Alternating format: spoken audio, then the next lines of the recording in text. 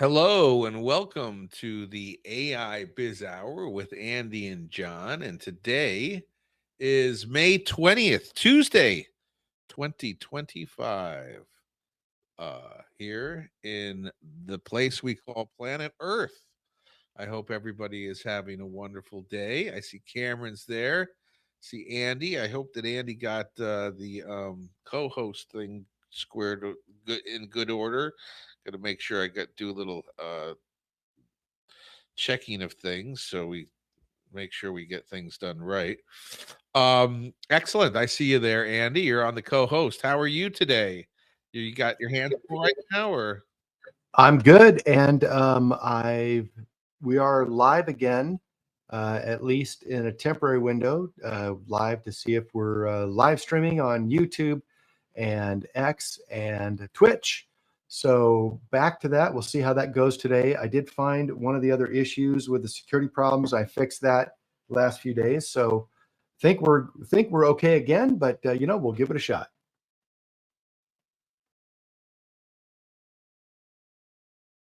excellent? And I apologize. My computer is acting a little funny here and there, so that's how it is here on X. And we've got some news stories today. So the big thing is AI agents. AI agents are everywhere all of a sudden, all at once.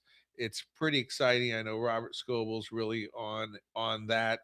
He made a post today that the world's changing, and I really believe that people that come to our space on a regular basis, we have various levels. Some people are just using LLMs to,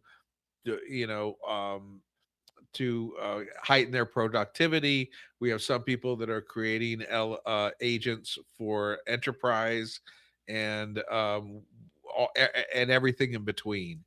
But it seems that I'm using Manus now in a way that's wild. I really understand Juan Carlos.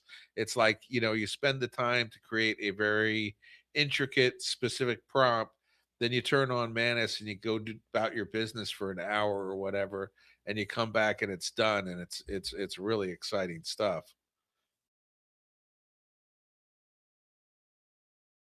That's awesome. I have not really tried Manus yet, which I'm looking forward to getting some time to do that. But I've been fixing some of these other issues, so that's where we're Yeah. at. Yeah, I had 1,000 credits with Manus, then I turned around and I got 2,000, and now with Manus, every day they give you 300.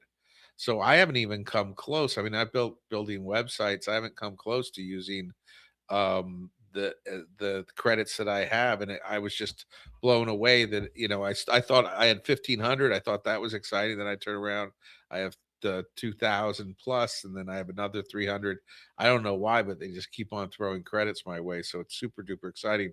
Now I see Kate's here, and Michael, and Ryan, and Bruce, and Cam, and Ani, and Grace. Please, everybody, like and repost the space so we can get as many people here as possible. And also come and grab the mic and please share with us what you're doing with AI. Are you using AI agents? I've turned Grok into an AI agent, I believe, just by the prompts. If you make step prompts like step one, go online and search X, Y, and Z. Step two, write a report. Step three, all these other things. By structuring the prompts in a specific way, you can turn them into agents. Really, they're not agentic in the sense that you just plug it in and then leave it and have it go on its own. But it's definitely does the functions now. Defining an AI agent, everybody has a little bit of a different definition, but I would love to hear from Kate and Hoops and Cam and Michael and Ryan and anyone else about where you're at and what you're doing and what exciting things. I think this room's excited. I'm excited. I'm having all kinds of fun, exciting things going on, and I just want to hear the positive thoughts on where we're going with all of this. The dooms and gloomers are for another room. Yeah, well, one of the first things we should do is we should thank our sponsors, GovBid Mike. If you're interested in getting a procurement or bidding on something from the government, reach out to GovBid Mike, and he can help you out. He's got some really interesting packages. He's been doing it a long time. He's a fantastic guy. And also, if you need a virtual assistant, if maybe Manus and AI can't quite cut it for you, join our sponsors, Virtual Synergies. I put the links in the purple pill, and I'm going to put them up in the jumbotron so you can go ahead and find that. Now that we've done a little bit of business here, let's go back to AI, John. Perfect. And I'm just going to go a little bit further with Big Mike as a sponsor because I think it's really pertinent to this room. I was talking with him, and I have a project. It's a kind of a personal project. My great grandmother was kind of a founder of a town, and he sent me a grant, which was a significant grant. Would have really changed the thing for this museum because they're looking for a digital component. And so I think that we really, everybody should really take advantage of having GovBid Mike as our sponsor and reach out to him for business owners ready to win government contracts and grants without guesswork. The bid data team, led by GovBig Mike, delivers tailored federal, state, local contracts matching 90% faster, deep intel on past winners, pricing strategy. No one else offers this. AI powered proposal drafting with expert support, better bids, faster, a true white glove service for businesses in any industry. You run your business, they'll help you win contracts. Mention the white glove AI Biz Hour, and you get 10% off their premium package. So people that are reaching out to Gov Bid Mike, please, please, please mention the white glove AI Biz Hour, and you'll be treated like royalty. Royalty. So, Kate, how are you?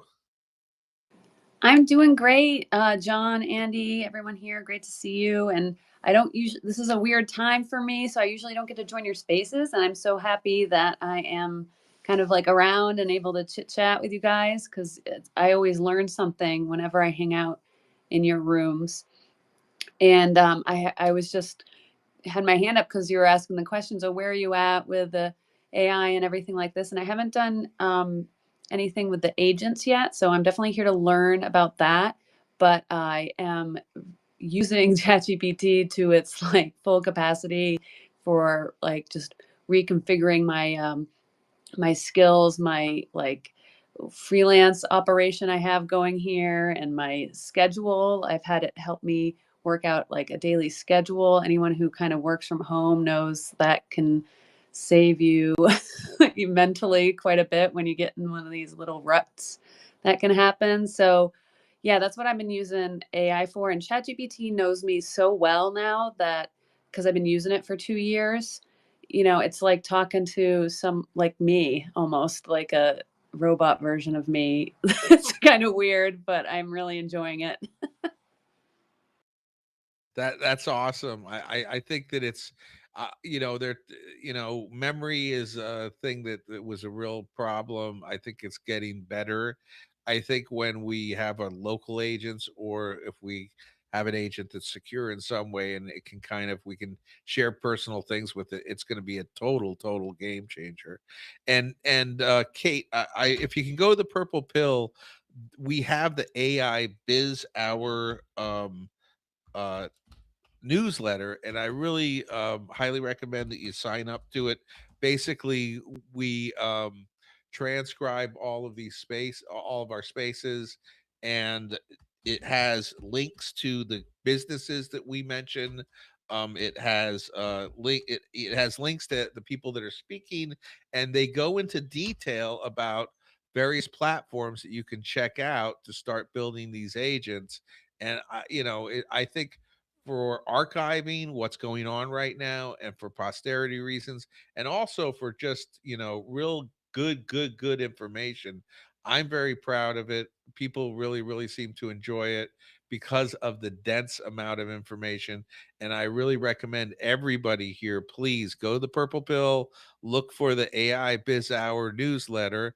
The latest one was Prompt Monday from yesterday. I'm going to put another thing up there. And I just highly recommend that you sign up.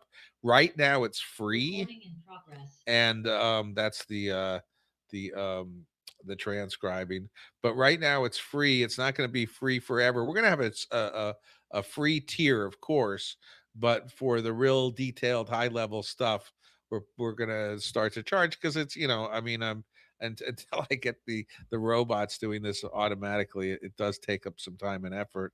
Kate, I see your hand, and then we'll go with Cam and then Hoops. I'm not sure exactly who, if that's the right order. Please let me know.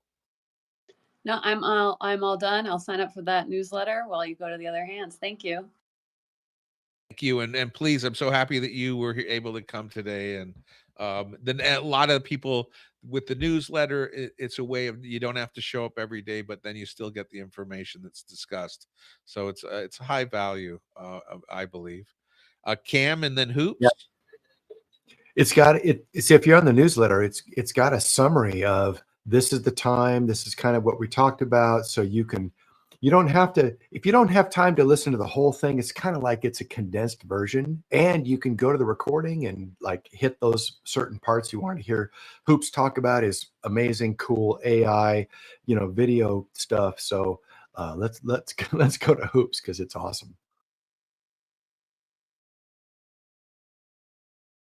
Hey guys, appreciate the space as always. Great room. Hope everybody having a great day wherever you are in the world. Yeah, I've been having a lot of fun with AI for a couple of years now. Quite a few years back in Clubhouse when we were doing GAN. Those were the days. But I used AI. I wrote 2 books with AI. But what I really noticed about AI was how my writing got better. I'm just a so-so writer, right? But a few years ago when I started with it, I was one of the ones who would just, you put the input in and it gives you the output, and you take the output. I would do some things with the output, but not a lot. And then from doing that, I started realizing that, wait a minute, really second guessing this output now. I might not even use this output. I'll continue using my input, and I would not use the output the AI gave me. So what I noticed was my writing was, because I started doing that, my writing and my method of thinking was getting better, and how I how I communicated was getting better. And that's because of the exercise. That's because of going through that process with the AI on a regular basis, and seeing how the AI dealt with the narrative, the resulting narrative of whatever prompt I gave it. And I was thinking along the same lines. And then now I don't even use AI a lot for posts, or some blogs that I write. I write them and I just ask AI to edit, and that's it. Not to rewrite or repurpose, but just to edit. And that's a big difference, right? Because yeah, my eyes aren't the best these days, and I don't want no typos, so I'll just ask directly to edit. But yeah, so I noticed that about myself from learning that from the AI. And I'll get into some other things a little later. I'll yield the mic. Yeah, I do that too with it, where I created, essentially, I thought about creating content, but I ended up just using it like an editor. So I write my stuff and it's okay, and then the editor makes it better. And then I've also done this other part where I will take record a speech, or record a comment, or record a minute, 2, 3, 5, 10, 30, whatever it is. Then I'll take the transcript and I'll put that into ChatGPT and say, can you revise this into a better speech? And then I will read the revised version of my thoughts back to myself. And sometimes I even record me reading the thing, and then I listen to myself again. Then I take the transcript to say, make it better. And I iterate that. What happens is, like you were saying, makes me a better speaker. gives me more concise thoughts, gives me a better way to effectively communicate the point I'm trying to make instead of me rambling around, which is okay because it adds authenticity that I'm a real human, not a robot. Or Andy didn't just program 11 labs to hit a button and give an answer. It does make you a better speaker, makes you a better writer. And besides, I got this because I was listening to by the way, the whole thing started for me. I was listening to Robert Kiyosaki's podcast, which I love Robert Kiyosaki ever since Rich Dad Poor Dad came out a million years ago. And he said, he was telling a story about being a New York Times best-selling author. And he said, but I couldn't do it without the editors. He said, I go and look at a property and I may know all the right stuff, he said, but I have the tax guy and the real estate guy and the finance guy and the other people. They all have to add their input into it and make sure that I don't do something stupid. And then he said the same way with writing. I'll write it and then I'll send it to the editor and they will make it better. And I thought, why am I trying to do all that myself? Why don't I just take these cool AI tools, which can do things better than me, and let them do the better things than me. And then I'll do the stuff that's me and let them do the other part. So anyway, that's what I ended up doing, is just creating sets of multi-level, multi-stepped editing. And so my content will be converted into like a article content, a LinkedIn post content, a newsletter post content. It's the same concept, the same ideas, but I don't have to go reformat everything. It just does it all for me, and I can just copy and paste it from then. That's awesome. Absolutely. There's a lot of stories now of AIs being used for content creation. The writing's gotten so much better. I mean, 4 or 5 months ago, ChatGPT, maybe even a little bit longer, but the writing was really subpar. But everything's gotten a lot better, which is amazing. And the hyperbolic curve is slowly inching forward till we go straight zoom to Mars. Cameron, how's it going?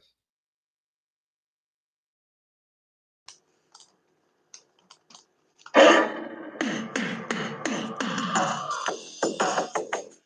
doing all right. This is a cool little group. Anyways, dude, I do have a question. You're killing me, Cameron. It's nice to see you guys. Kate, great to see your face. Hoops, it's awesome to hear your voice. AI, John, Andy, congratulations on having sponsors for this space. Just want to say that is not lost on me. You're asking the question, what are we building with AI? I'm building a lot with AI. And what's fun is that I cannot build fast enough. All of the excuses that I used to have of, I used to have this limitation, or I'm not able to do that. Suddenly, I'm an AI prompt away. Dare I ask the question? Do I have the audacity to ask the question? That's like where I'm at. And so it's a bit terrifying and empowering. And I even tell those those kinds of fears to the AI, like, hey, this is uncertain. This causes me fear. Give me a little pep talk to tell me that I can do it, and then it does. So having a little, Cameron, yeah, check what's this up? out. This is where people don't understand when I say it accelerates your procrastination. That's exactly what you were describing right there. And that's the term, and people really don't understand that when I say that, but that's what you just described. AI accelerates our procrastination right there. Thanks, man. No, it's great that we can learn from each other. I learned from you. It's fantastic that we can share, because these kinds of spaces, we're the ones. I mean, we're changing things faster than anyone can really understand. So I'll share with you a use case. We were talking about building content. I use AI to build content all the time, and I think we're already very subtle enough that we don't always trust the output. Good. Please do not copy paste the output. You will deserve the consequences if you do. But what Hoops described earlier, where it's organized his thinking, sure, he might not trust the output, but the act of articulating to the computer, and then the process of reading the computer's thought process, this process in and of itself, even if you don't use the output, is strengthening all of us in a way that is unpredictable. And so my recommendation for everyone, if you want to make your content better, is not 10 out of 10. You know, hey, I'm going to give you something to analyze. I want you to grade it with the criteria of your choosing AI system of choice. But you're going to grade it, okay? And then it'll say like, oh, this is 7 out of 10, you know, or this is 9 out of 10, or whatever reason that it gives you. Then you'll be like, okay, I want you to write a 10 out of 10 piece. And then boop, it does so. It'll do a 10 out of 10. But here's the best part. This is my favorite, okay? I really like this part. Ask then for a 12 out of 10. I want you to write a 12 out of 10 output. Go for it. Now, I'm not saying you should trust that output. Not at all. Don't just copy paste that output. But what's really exciting is that it will do it. 12 out of 10. This is beyond human thinking. Let the computer extrapolate. People are so frightened of hallucinations. No, no, no, no. Human beings confabulate all the time. Let the computer make the connections as if it could do a 12 out of 10. You're going to be really surprised over the output. So how have I been using that? Well, like with the only experience I have with an agent, and then this leads to my question for either AI John or Andy, is my use case for using an agent is Machine by AI Tutor. And what was really cool is I asked for a lead magnet. A lead magnet in sales and marketing is like it's either a document or a guide or a checklist, something that you give of value that your prospect is like, oh, sure, I'm going to give you my email address. And then they download your guide. That's a lead magnet. And those things take a long time. So I asked my agent Machine, hey, can you make a lead magnet based on this company that I'm doing, you know, X, Y, and Z? I taught it how to be able to construct it. To my surprise, 26 minutes later, I left my desk. 26 minutes later, I came back and I was hanging on every single word that the agent had for me. It had made four, not one lead magnet. It had generated four concepts. Whoa, above and beyond. Definitely above and beyond. And my favorite part was that it was like, Cameron, I understand that this lead magnet will be hosted on a landing page. I have taken the time to generate you a mock-up landing page. Here's the code that you can copy paste. And it was a functioning web page where that's where you put your form and your email address to download it. I mean, I'm freaking out in a good way, okay? I don't want to do any busy work ever again. I just want to be a director of this new agent. So here's my question for you. Thank you for letting me share the 12 out of 10 example, the lead magnet of how agents take it a step further, the next logical step. But for either Andy or AI John, when you said Grok, making Grok your agent, like, what do you mean by that? How did you do that? Because I only have access to this one tool. How did you make Grok an agent? And by the way, what is an agent to you? I genuinely don't know. We don't have to have the real definition. We're just trying to communicate to understand each other. So, like, what is the difference, in your opinion, between a large language model and then that agent? I'll take a proposal that it might be taking the next logical step on your behalf. But what do you think, guys? Anyways, really happy to be here. Uh, so I'll put a an example of a prompt to turn Grok into what I consider an agent. The definition is not truly defined by everybody all in unison all the time. But so when I define an agent is something that is an AI LLM that that executes more than one task, I guess you could say, or it could be executing one task. You could have an orchestrator and have multiple agents, each executing a task. Or multiple steps. So Could be a step too, right? A specific task or multiple tasks or multiple steps. absolutely. And so the way that have used Grok, where it feels like it's a bit of an agent, because the nice thing about Grok, now I have the premium version of Grok. I got it a long time ago. I bought the thing when it was cheaper, and then I have another account. This is not the premium account, and I noticed that there is a bit of a difference in the output of Grok, where the premium it'll go and do a gazillion things This account won't do that with Grok. But so what you do is you say, step one, go on Reddit and search Reddit and forums about this subject and find the pains and desires and dreams of the people talking about marketing or SEO or what have you. And then it would then take that. Then step two, you can cross reference that with this keyword list that I upload. And then step three, give me a execute a plan for how to directly talk to their pains and desires. And then step four, you know um by searching the internet, what is the river with the most activity? Is it social media, and if so, which one? Would it be would it be digital marketing? Would it be SEO? Where you want to do that? And then that way, I believe it does kind of turn into an agent. You want each step to be very simple and very direct, not complex.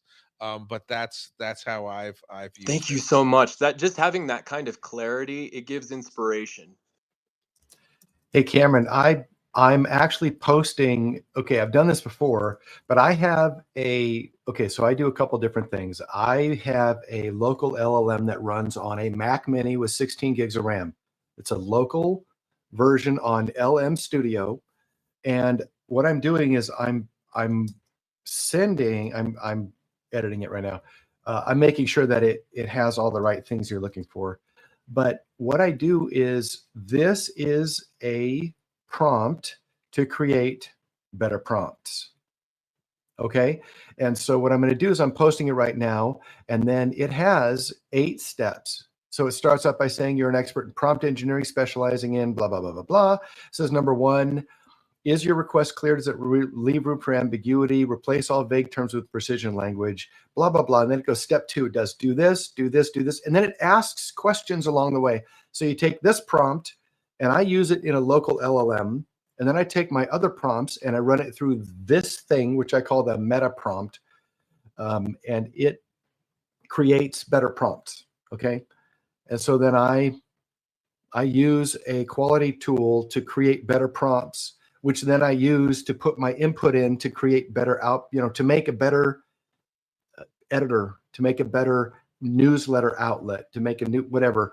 And then some of the tools I have, some of my LLMs in my local version are uncensored, so I can ask it crazy questions. But I also have them connected to like XAPI, so I can just go ask it to call Grok, ask some questions on Grok, and bring back the answers and put it on my local machine. So here, I'm going to post this, and there you go. Okay, so my Andy's meta prompt is now in the purple pill. And what you can do is grab that prompt, put it into your local LLM of choice, and then put your prompt, what you want your prompt refiner, whatever you want to refine at the very bottom. It says, put your prompt here. So essentially run your prompt through that prompt. And then that prompt will ask you questions and then make it a better, more effective prompt. And here's the caution. It works. It produces different output if you run it in Grok, or if you run it in ChatGPT, or if you run it in DeepSeek, or if you run it in Perplexity or Claude or Gemini or any of the models. It will give you slightly different outputs. And so I actually have the one that I like the most that I run. I usually run the Gemma models or the uncensored models. So I run the Gemma open source models on my local machine. Those seem to produce the output that I like the best. And I run this meta prompt thing through that using that LLM. I feel like I'm giving you like 25 steps in a row, but essentially there's a prompt to help you make better prompts. Use it, modify it. If you make better, or if you find something else cooler that you should, let me know. I'll add it to the prompt. I just came up with this because I needed more stuff. So anyway, there's a couple ideas to think about. Woo!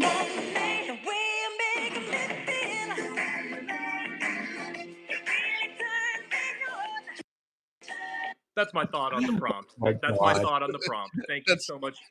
some people lose it when people play music or stuff, but I think I find it No, charming, Cameron. just So thank you for thank you. sharing that prompt. It matters a lot at this moment in time. I apologize for being annoying with the music, but it's the way you make me feel. So let's continue this awesome fire. Andy, thank you, thank you, thank you. If I approve upon it, you darn tootin', then I'm going to be sharing that with you back text. And Andy and I get a little competitive sometimes. Andy's 6'2" black belt. And I think that he'll intimidate me big time when I meet him. But I do like to razz him a little bit here and there on the AI Biz Hour with Andy and John. So being a little competitive myself, I put in the purple pill, the step-by-step prompt, turn Grok and LLMs into AI agents. So Cameron, you've got to try Andy's prompt and mine, and then come back and give us a report on how things In worked this out. corner, Andy's prompt. In this other corner, the contestant, AI John. Is it with weapons or bare hand or in what style? Wrestling, jujitsu, Krav Maga, Taekwondo, karate, punch, punching, bare knuckle fist. What? You got to give me which, what version of the Ultimate Showdown are we going for? Well, when you slapped with your white glove on AI John, he elected a robot as his suitor. So robot on robot violence. Robot on robot violence. Yeah, he's probably going to win. I don't have any robots. I got a Roomba. Wait a minute. I have a Roomba and a Tesla. Those are my two Well, robots. Andy, my face has been known to break hearts, so I don't know. You got to watch your fist This is out, how you so. replace corporate America. Get a Roomba and a spreadsheet, and you are going to take over the world. Yeah, All right, we're getting a little sideways here on this one. okay, John, let's So- go back to the so- news or go back. Let's Well, let's real get Lucas, control. Come real on, John. Lucas- Come on. Yes, real Lucas has his hand up. Real Lucas, how are you? Hey guys, how you doing? I lurk on this space quite a bit, and don't get up to speak very often. So appreciate you letting me up. It's a good space. Appreciate you guys holding it, and appreciate the conversation. It's always something good. So what have you been doing? Well, I have a lot of experience as a product manager, and I've shipped product at sort of the intersection of tech and creative software spaces. But I'm not a dev, and I've never been a dev, but I've managed devs and I've managed product. So what I'm doing is I'm using a whole bunch of different tools to actually do a bunch of code myself, because I understand how software is built, and I understand sort of the discipline behind how you make it production ready. So I'm using Claude at the command line. I'm using Cursor with a bunch of different models, and I'm developing a lot of my own code. Some of it is public facing, but I think we're entering an age where people are going to start coding a lot of stuff that are quick tools that they can use for themselves that may not have any relevance for anybody else, right? So.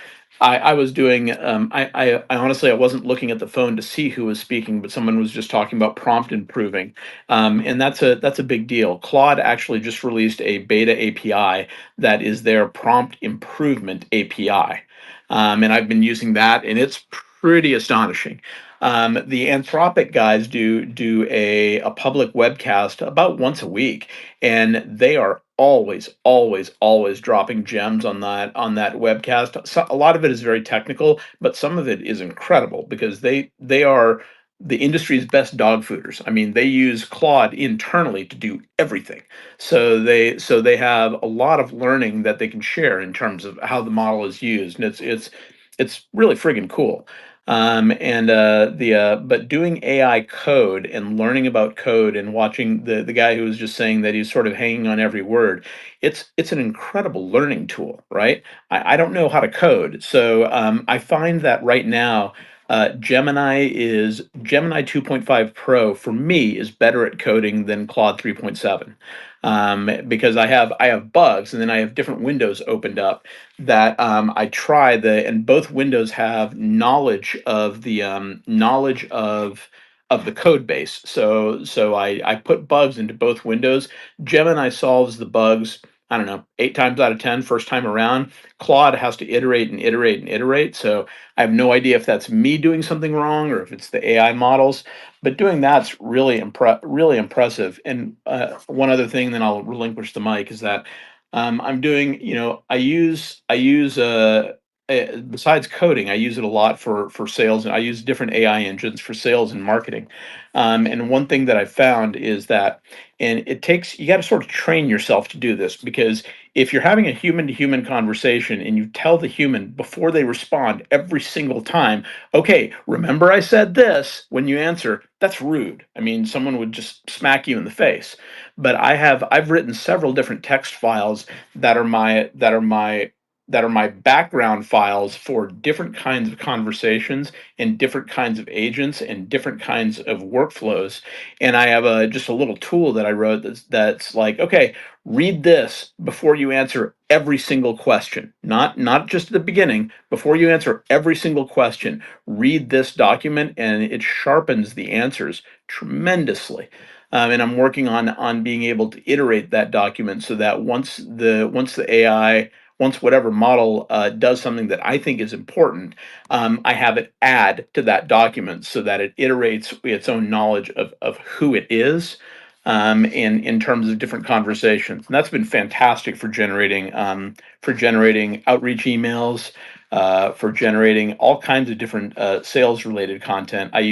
I have AIs be difficult customers. I've written a very good document for my industry. I've written a couple of very good documents that describe exactly what a good customer is, right? Somebody that I want to sell to, but somebody that's hesitant, tech averse. It's not in their billing cycle. It's not in their spending cycle. It's not in their budget. Their boss doesn't like it.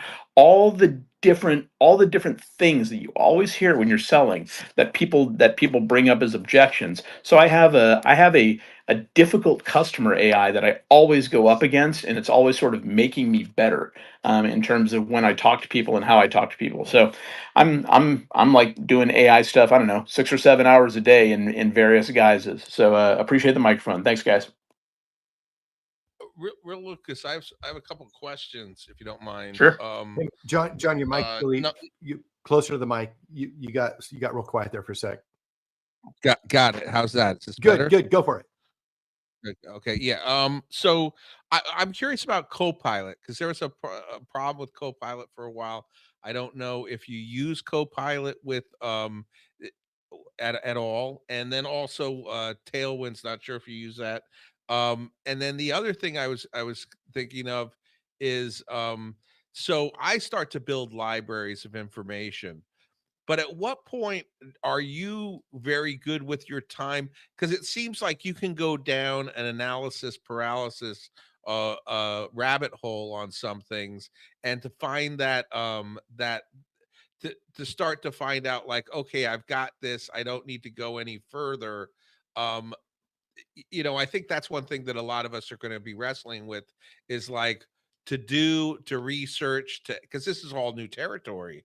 How are you solving that problem? Uh, I mean, I think if you're doing anything with AI, rabbit holes is probably your number one difficulty. Rabbit holes and time management, right? Um, I solved that just personally. I solved that problem because I very rarely use AI freeform. I have goals in mind, right? I have a product that I'm working on. I have things that I need to accomplish with that product. And every once in a while, I just have sort of an internal metric. I think it's from years of dealing with product management and project management. I have sort of an internal barometer that's pretty good about when I'm going down an unnecessary rabbit hole, or when I'm chasing a feature or chasing something that is useful but not actually relevant at the core of what I am doing. Like I went off on this wild tangent, not a wild tangent, but one of the applications I'm building, part of it is, it has a natural language SQL query generator that allows me to query databases. So, SQL prompt, I don't know how to write a friggin' SQL query, but I was like, oh, hey, AI can do that for me. So I created a natural language translator that I can just write a question. I can just write a natural language question, and then it will translate it into a SQL query for my various databases. And I went down this rabbit hole of refining the natural language that's to the refining natural language to query and getting into Node.js and graph trees and all kinds of stuff. And about halfway through the day, I was like, you know what? It was good enough. It was good enough 2 hours ago. Now I'm just fucking around. So why don't I just get back to where it was good enough?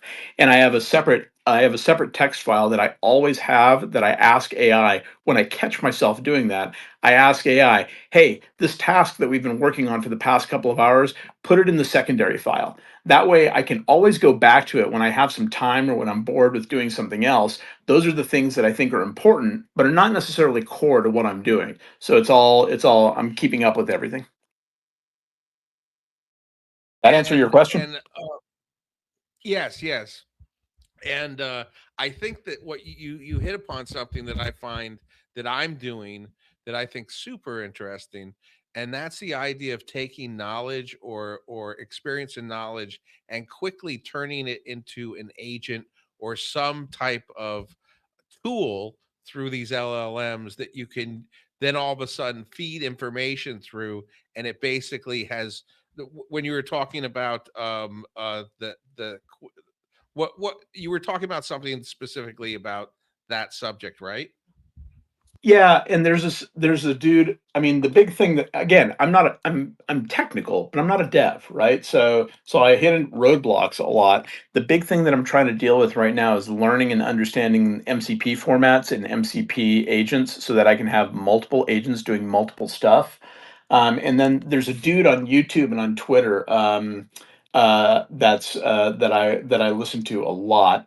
His Twitter is SVPINO, and his YouTube is Underfitted. He's a dev, and he's always posting about the cool shit that he has learned and the cool shit that he's doing with AI. And he talks at about my level, so I watch him every day, and he's telling me right now, like for instance, I had never heard of Neo4j.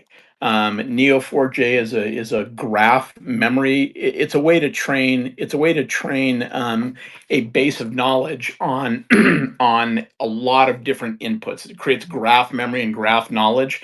I'd never heard of it before, but I saw what he was doing and I was like, well, shit, that's something I need to learn about. So I'm now down the rabbit hole of installing that because its function, how he got me was that it is something that you can constantly feed that will constantly keep your context windows updated. So a new context window basically is seamless with the old context window, which is a huge pain in the ass when you have to jump from when you've been really deep into doing something and you have to jump to a new context window and you're like, fuck, and you have to sort of retrain it. So now I'm learning this whole new thing and it's a lot of fun. But the overall thing is I have goals. I try to stay focused on those goals and I have a pretty good internal barometer of when I'm going off track.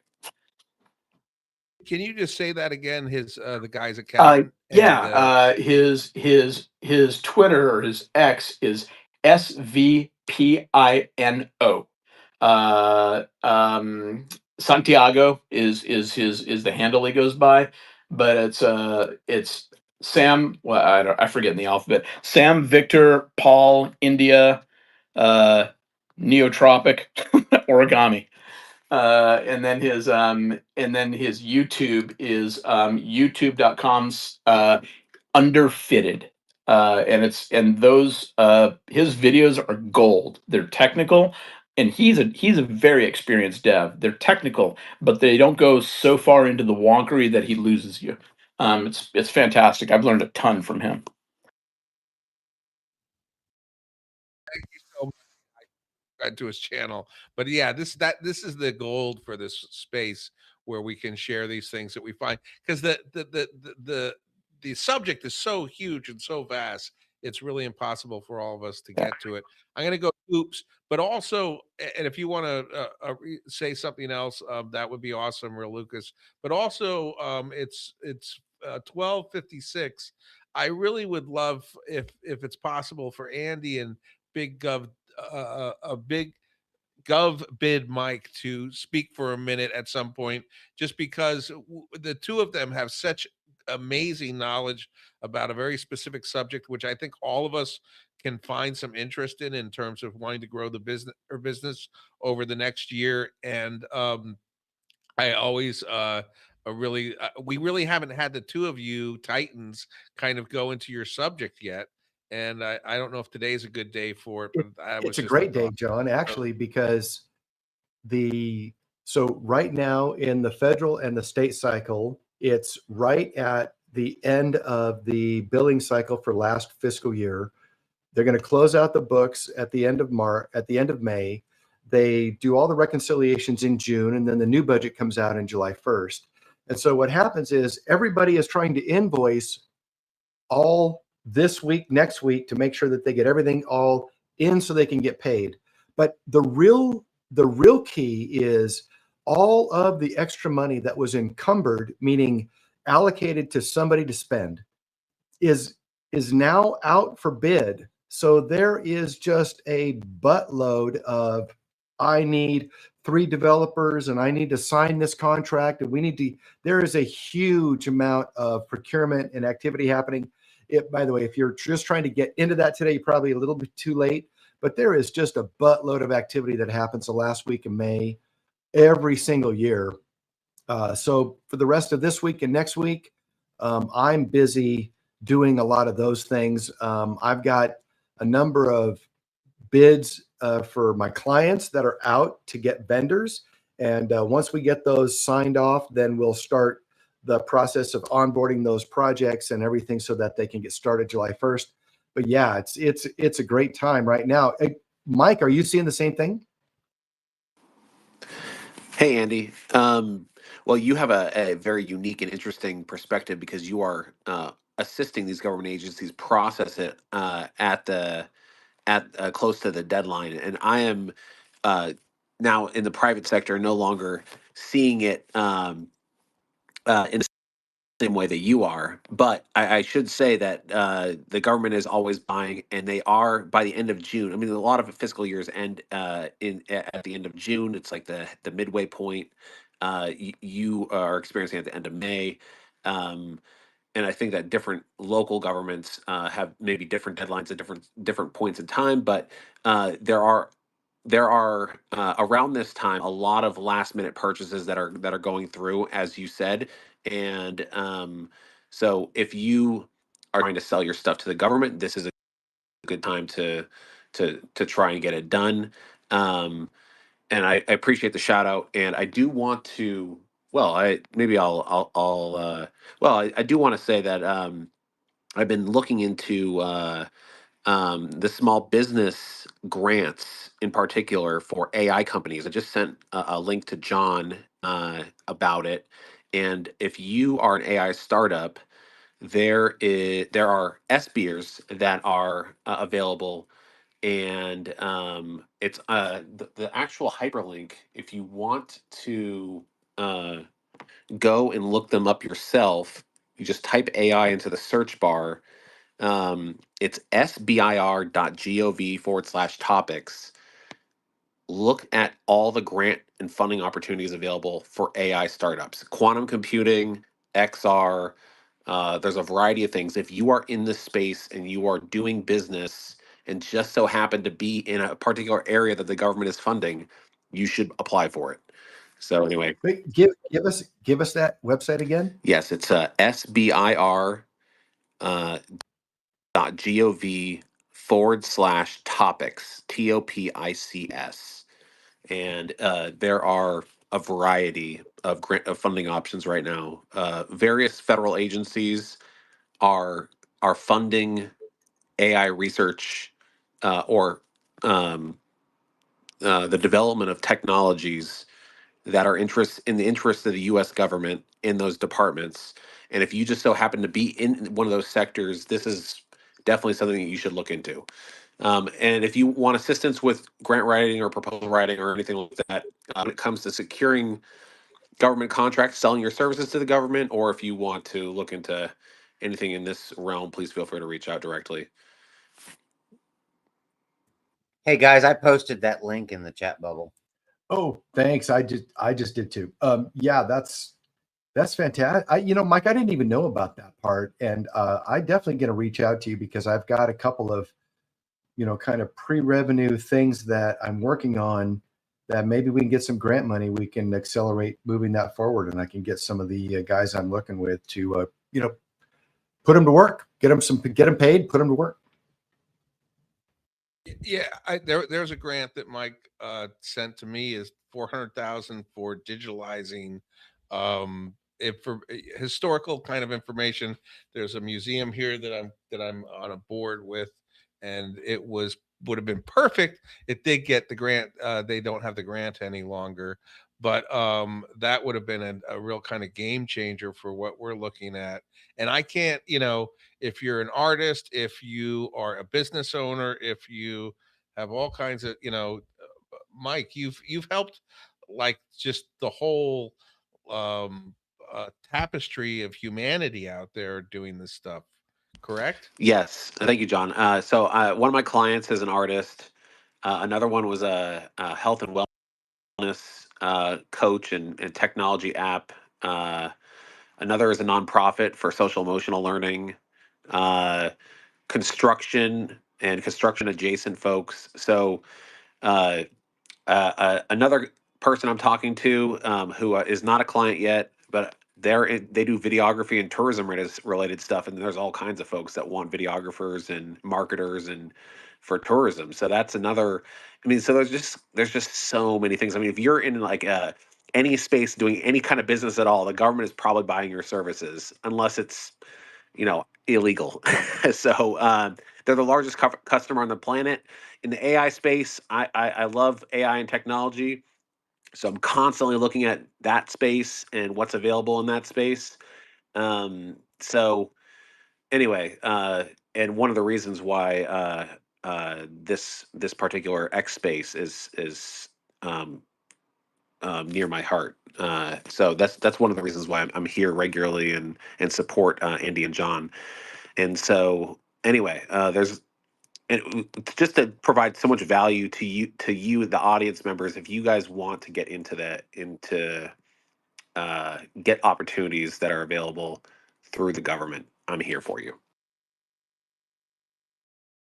And lately, one thing that's been happening that's been very interesting is we have about 2/3 of the listeners listen to the recorded version.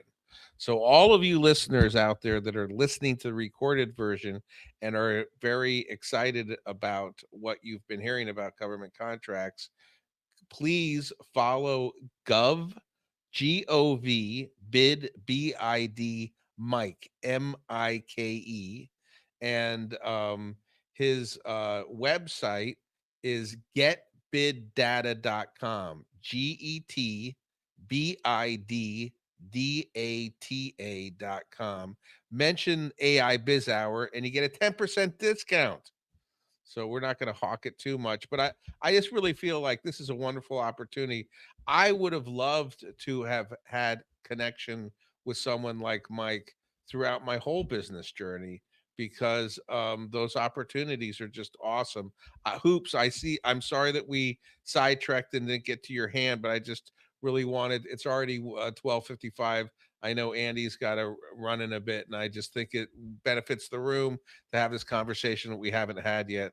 So I apologize.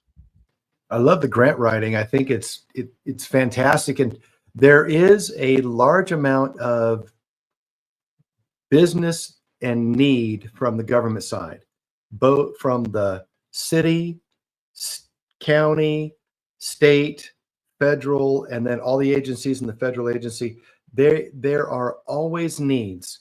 And if you can find a way to provide a service that is a need for them and be consistent with that, if you need help, we can help put together what that looks like, how you need to deliver things or whatever. But if you can figure out a need that you can serve to the government, we can put the rest of the things around it. Mike can help us get the bids in. I can help show you how the deliverables look like, what you need to do, what kind of engagement that activity is. And, together we can create some business for all the people who are here and for the people who are listening. And I think that would be something that is massively beneficial. Besides, we don't need thousands and thousands of people to listen. We need a handful of people who are interested in taking action and doing things. and then eventually the thousands of people will wonder, what the hell did we do? So Absolutely, and I just want to tell everybody, go to the Purple Pill and look at Hoops's video that he posted.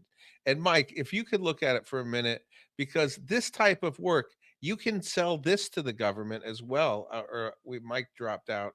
Hopefully, he'll come back. But Hoops, this video, your video work is really getting off the chart. I freaking love it. I'm sure you're starting to get engagement with interested parties. Please let us know what's happening, because everybody should look at this. It's freaking awesome. Thanks, John. Appreciate you, man. Yeah, it's been having a lot of fun with that. Yeah, been it's been converting um, quite a few viral replies there, and I was able to send them.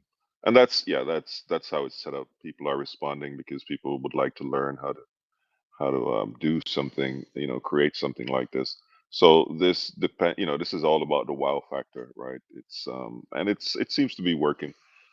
So leaning into it a little bit more, running ad campaigns and running different campaigns around this, and we'll put a few other products out um, to showcase to the community, as well as to get some creators who want to go down this path, because we do have an amazing community, and it's monetized.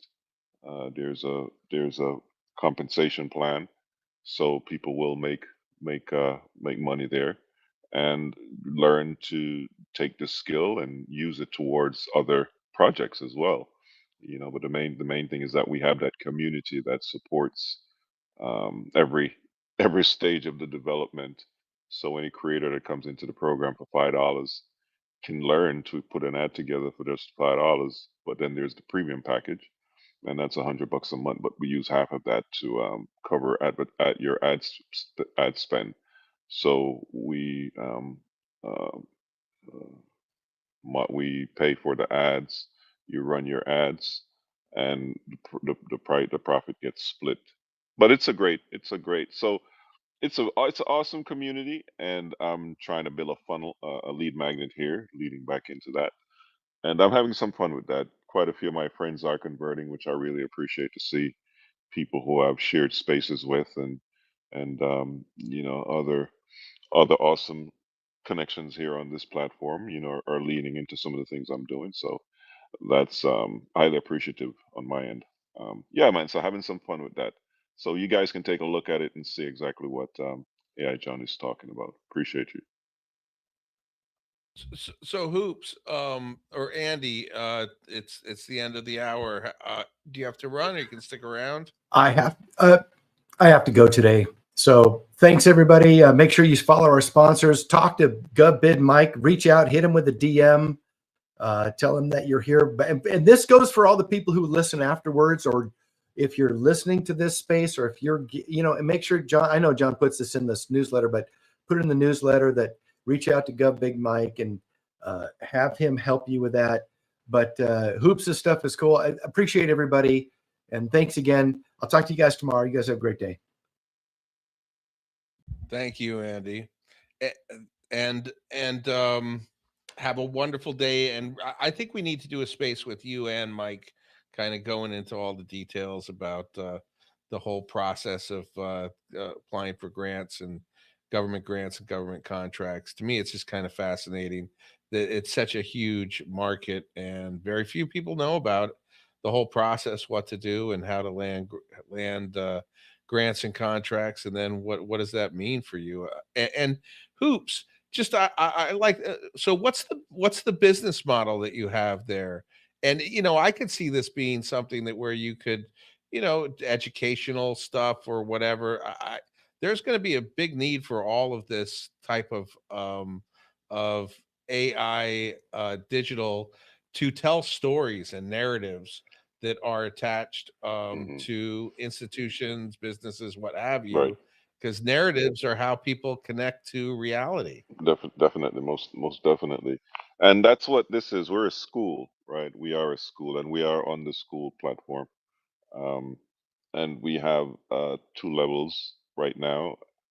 And yeah, we're inviting creators in, but that compensation plan is great because we're not just a school where students are learning. You're earning while you're learning, and that's the beautiful thing about this. The structure is very flexible, and the students have been learning from that flexibility. They're not restricted in any way. If they need a little more structure, the teachers can provide that for them, but it's a very flexible schedule, and we're putting out some amazing designs and products. So yes, it's it's a lot of fun, John. I'm learning so much with this community, and just trying to create more awareness here on this platform, and yeah, get some people to get sign up and become a part of that community as well, because there's so much to learn there, and I really like the structure and the flexibility.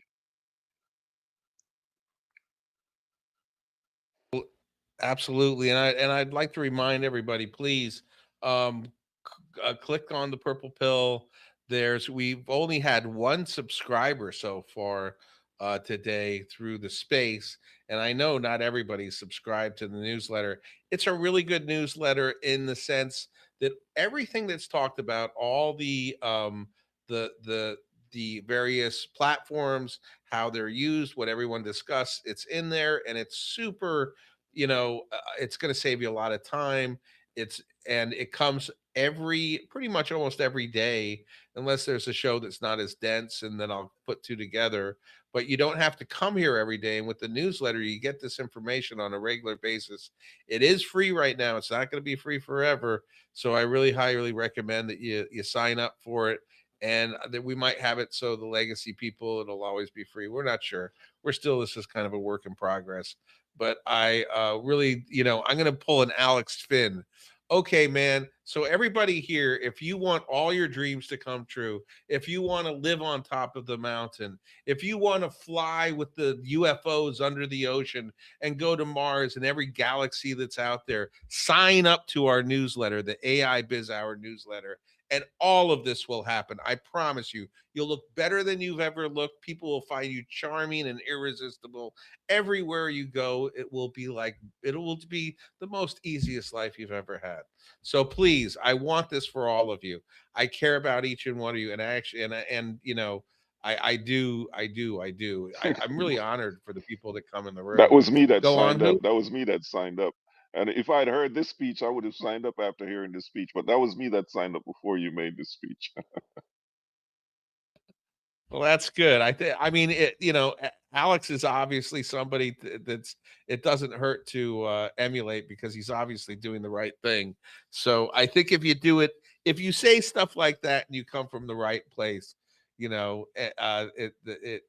works. So Alex, hats You off to gotta you. make Thank sure to you. say it at least 3 times. You gotta make sure to at least say it 3 times. You gotta make sure to at least say it 3 times. Sign up for that newsletter. Absolutely. Sign up to the AI Biz Hour newsletter. All your dreams will come true. It's going to be amazing. And we love each and every one of you, because this space is a great space, but it's only as good as the people that show up. And I am constantly blown away at the quality of people that show up to this space again and again and again, and that share their knowledge, their wisdom, their experience, what they're doing. It really makes it a space that all of us are really benefiting from, and it's super duper exciting. I see we have some very, very well known, exciting people here.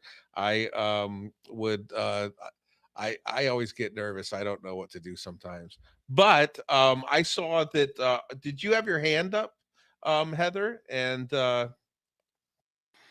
Yeah, no, I did not have my hand up, but I saw this space going on and saw okay. you and Andy and Hoops in here and Michael and Rob. I mean, S it's so a pop in yeah, space. Robert's here.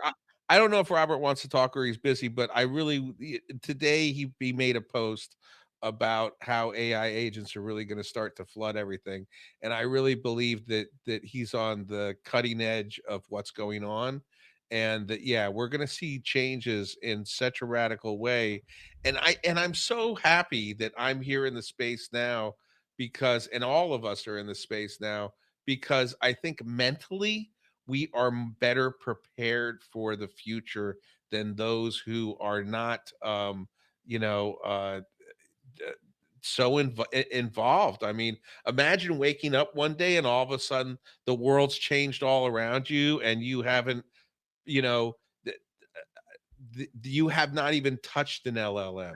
All it is this big mystery. Robert, how are you? I'm man, I can't keep up, man. There's so much news flowing right now. So many new things came out just from Google, and yesterday was just incredible. I've been, you know, I had a famous blog in Silicon Valley for a decade, covering innovation and new tech startups starting in 2000, and I launched many companies. There's nothing like yesterday. There's nothing, right? Can you give us a synopsis of the points that you can remember, Well, and I'm just looking at the top level. I mean, we're getting major new agent platforms like Flowwith or you know, Google Gemini today, right? And there was like 5 or 6 of them, and that's that's going to change everything about human life, right? Because you're able to automate everything in your. I mean, you can have it look at your email, you can have it do research, you can have it design a new drug for you if you're one of those people, right? um, and you can you know, in the middle of all this, I went and had lunch with the guy who's building robot orchestration system for machine shops, right? So you have a little machine shop building parts. He built a lot of the parts on SpaceX's rockets, right? And he says by the end of next year, it's going to be completely automated. Machine shops are going to be all robotic, all run by AI. Well, what's going to run those robots? It's going to be the agent platforms that we got yesterday, right? And everything. I mean, so it's hard to come up with things. There's so much, right? That's why I listen to shows like yours, because people, you know, tell us what they're doing with these agent platforms and give us ideas and tell us how to use them. And so you've been on this journey for since the beginning of the journey, pretty much, with Microsoft and Apple. And what is intuitively, what does your gut tell you that how is society going to react to this? uh, How is it going to no, affect? nobody knows what's about to come next year. Autonomous cars are going to take over the world. Tesla's coming next year and going to wipe out Uber over the next 3-4 years, right? You're going to have a pair of glasses on that you're going to talk to all day long. That's Google Gemini and these new XR glasses that just came out today, right? Okay, they're dorky and they're, you know, a small field of view right now, and they're not out yet. You can't buy them till next year, right? But 3 years from now, 5 years from now, you're gonna have all those early problems are gonna be fixed, and certainly, so 5 years from now, you're gonna be talking with pair of glasses. Everybody will be, and you'll be talking to a virtual being sitting next to you on the couch, right? Which is gonna be driven by AI, and your AI agents are gonna be feeding that virtual being, right? And like the virtual being be like, "Hey, we just got a job for you." So, right? Or here's the president just was shot, right? Did you know that? Right? Because I'm building AI agents to run my news feeds, right? And feed them into the virtual being or the robot that's in your house. And by the end of next year, these robots are going to be quite fascinating to watch. They're going to go from, you know, doing cute dancing and cute flipping and things like that to every month they're going to learn dramatically new things every month for the next 36 months, right? And So and it won't stop then, right? And you'll teach it even more new things after that, right? But they'll be very capable by the end of next year. so So a lot of people here in the room are trying to make agents. We're trying to figure out how to navigate this. It sounds to me like I believe that Gemini and the Google, it has more experience with doing a UI that's understandable and people are familiar with. Yeah. And so that might be an agent Google platform. also has But all my but data, man. They have all my email, all my contacts, all my calendars, all my photos, all my location behavior, all my TV viewing behavior, all my home, right? Google Home runs my home. So that the Gemini agents have access to a lot of things that I would want to automate in my life right there. And then I'm doing design with love art. And so by the way, I'm learning to talk to the AI and vibing my life. It's not just vibe coding. You just talk to the AI and, hey, AI, I'm stuck. I need help. Right? Talk to Grok. Hey Grok, there's 6,400 AI companies on Scoville's list. I can't deal with that. Can you give me one? Right? And it does. Right? I I talked to Grok and said, financially, is it better that I get a car that I pay for or take on payments or whatever? But I think that if we have these personal AIs that we trust that are a little sequestered, we could really share a lot, and it'll be hugely Yeah. helpful. And if a Waymo comes to your neighborhood, Waymo's coming to my neighborhood in the next few months. They just got approval right yesterday. So, hey, Gemini, I need a ride. Why do you need a car? I've been interviewing Waymo customers to understand how humans are going to change over the next 36 months. Every Waymo customer tells me I don't want to own a car anymore. If a Waymo can get me there, why would I want to get in a car and drive it? I don't even want to take an Uber. They tell me over and over and over. Uber sucks as a experience. You get in a Waymo, you got your own little bubble around you. You have control of the sound system. You don't have somebody, talking your ear off. You can talk about private shit in the Waymo. You can't do that in the Uber. Try being an Apple engineer and getting in an Uber. You can't talk about work because the humans there. They're gonna leak it out on X, right? Oh, I just heard the guy in the back seat talking about his secret, new foldable phone or something like that, right? So I'm a little concerned that I want I want some time where people get to play around with Google and build agents, but I have a feeling the way you're talking about, by the time people realize that AI is everywhere, that moment skipped, Yeah. and you don't need We're in a gold rush right now. And the reason we're all here is we have an advantage over everybody else. We have, we have an understanding of the power of these things, and we are under task to build them and automate everybody's businesses because that'll make you some money, right? You help a little car wash automate, you help a big business, a Coca-Cola automate, right? That's nice consulting check. Get rid of people, make their make their systems, make their people superhuman, make their systems more efficient. and I have a friend who comes here on a regular basis who's been in robotic automation for 25 years. And he said, there was all this concern that that was going to take all the jobs. And he said that his experience with that industry is the people understood their paying increased.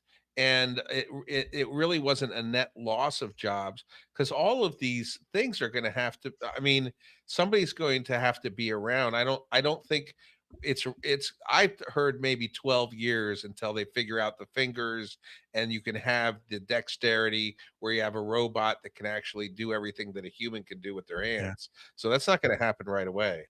Yeah. Yeah. I mean, it's a new world we're in. So start building, man. There's no excuses anymore. You can build any fucking thing you want. You want a part 3D printed, you talk to your AI agents. You want a machine shop built, soon you're going to talk to your AI agents. You want to run a big fucking business, you're an executive at a company. There's new cognitive AIs. I put the videos up with the people who are building that.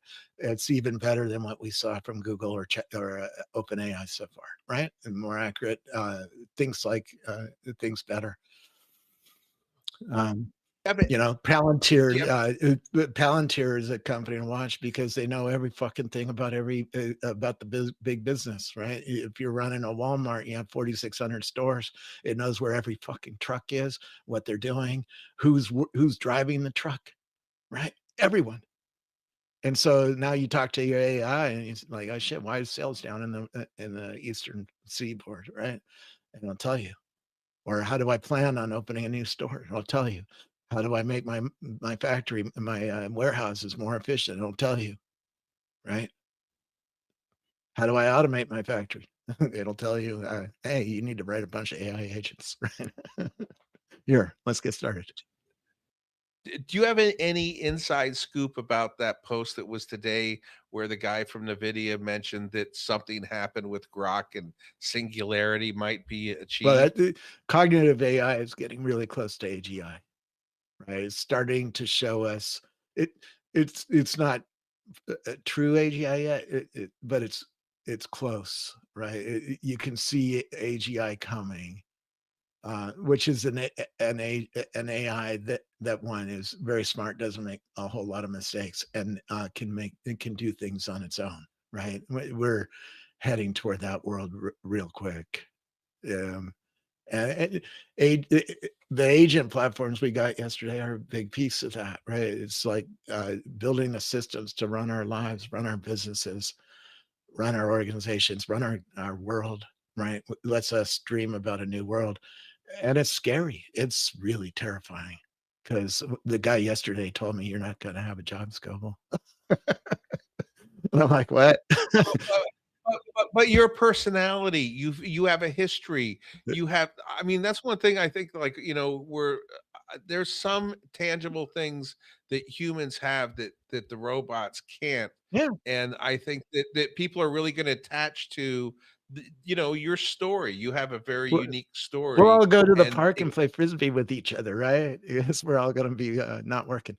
Our agents are going to do everything, but that act alone leads us to new jobs, right? They'll be professional, but frisbee players. Maybe Marcus Brownlee is ahead of us by playing frisbee all the time. That's human, right? Well, I've interviewed a lot of billionaires and hung out with them. I asked like Bill Gates, why are you working? Or somebody like Bill Gates. Why are you working? You got enough money. You don't need to work. And more than one has told me, I tried sitting at home and doing nothing. And my wife got angry at me and said, if you don't get out of the house and do something, we're getting a divorce. So we got to find new things to do. And the AI agents can tell. I'm sure someday soon an AI agent's going to call me up on the phone with this new Astra feature that Google showed off, right? Hey, Scoville, we got a job. We need your help. You need to go play frisbee with Marcus.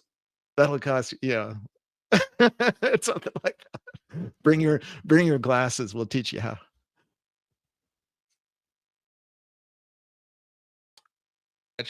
Imagine. Oh, What's that? I'm rugging. Just a bit, but you're back. Oh, can you hear? Yeah, you're going in and out. Hold on 1 minute. You're back. Oh, all right, great. I'm going to open up another window. It might get a little reverbery, but I imagine, you're getting paid to be yourself and showing up to play frisbee or we something still have like a lot that. of new things to do. I apologize for. Yeah. We still have a lot of new things to do, right? We still have a lot of old things to do. We still need plumbers in our society and electricians and people to lay down concrete and right. And we can't automate all that, right? Yeah, we still have wondrous new things to create new stories. By the way, if you're a storyteller and you lay out a story, AI runs with the story much better than if you ask it to make up a story, right? Including, a story might be, hey, my boss gave me a task to make my, if I'm working on Walmart, I got to find efficiencies. I got to find efficiencies to make, I got to find, You can lay out, the better you can lay out the story and give it the context and give it, you know, data about what you're trying to do, you know, the better the AI will respond to you and be able to build agents that serve you. And you're a writer. I mean, I think you're an artist in a certain way. And I talk a lot, which is a good skill to have with Google Gemini or, you know, any of these things, right? Rock. yeah, I love the videos. I mean, I think back to the video of you in Los Angeles, kind of right when the car started to drive on its own. Yeah. Can you kind of like where have we gone and how long ago is that? That was like 2 That was months last ago. no, that was last October. I attended Tesla's We Robot event where they showed off the Robotaxi for the first time and showed off Optimus for the first time. Um, and I was trying to react to what I had just seen while the car was driving. Right? Yeah, so, and now it's way better than that, right? My car every month gets better and does new things. It's smoother, and we're marching down the nines in the autonomous car, right? So it's better than me at driving 99.9% of the time right now. Every once in a while, it makes a mistake. It gets in the wrong lane. My wife had it run a red light, you know, or try to run a red light, you know. So you got to watch it still. That's why it's still called supervised FSD. But next month it'll be 99.9%, and right, 99.99%. And the month after that'll be 99.999%. And the month after that'll be 99.9999%. We're marching the nines. The AI people, that's what they call it, the people who are building autonomous cars. And I think this is how Elon predicts when he's going to be able to launch Robotaxi, right? By the end of June, he's going to launch it to a dozen vehicles, he said today on CNBC or something like that. You know, he can see, okay, by the end of the year, we're going to be marching down the nines pretty good. And certainly by the middle of next year, it's going to be fucking perfect, right? It's a mistake removal system, AI is, right? It used to make a lot of mistakes on my street. Now it doesn't make those mistakes. It removed mistakes. And that's what AI does real well. And that's why it beats us, right? Because we make mistakes. We're human. We have flaws. Do you We find that sin.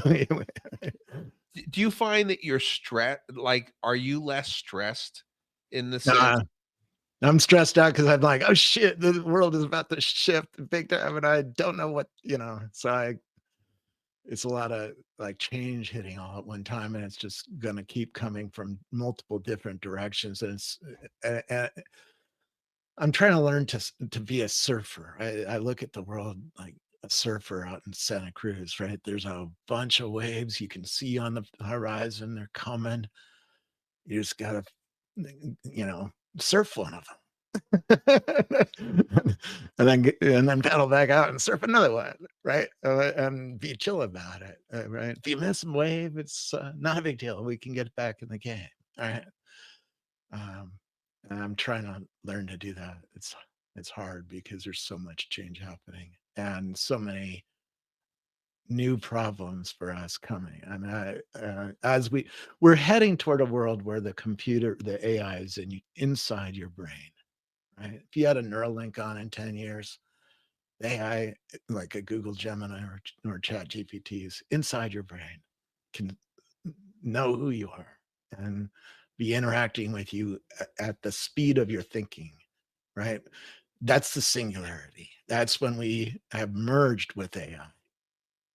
And So that world is really scary and brings a lot of new problems for human beings and their I study human resistance to technology paradigms, and there's a lot of human resistance to this paradigm, right? It's like, oh, you what? Elon's going to take away my free will? What? He's going to put wires on my brain? Fuck no. I did this research for the auto industry 10 years ago, going around in the United States asking people, are you ready to get in a car without a steering wheel? Fuck no. One guy in Kansas told me, I'm a narcissistic control freak. There's no fucking way a computer's driving me around, right? And yet Waymo customers tell me they've flipped. They I, never drive again. I think one thing that's going to be important is just for like you when you went to the office and you put on those glasses and with the toggle thing you were moving the guy around. The so that showed to me that they're going to be able to connect to our minds without implants, I think. Yeah. In a lot of ways, Mark Zuckerberg has an armband coming out for the glasses that he's going to bring out in October.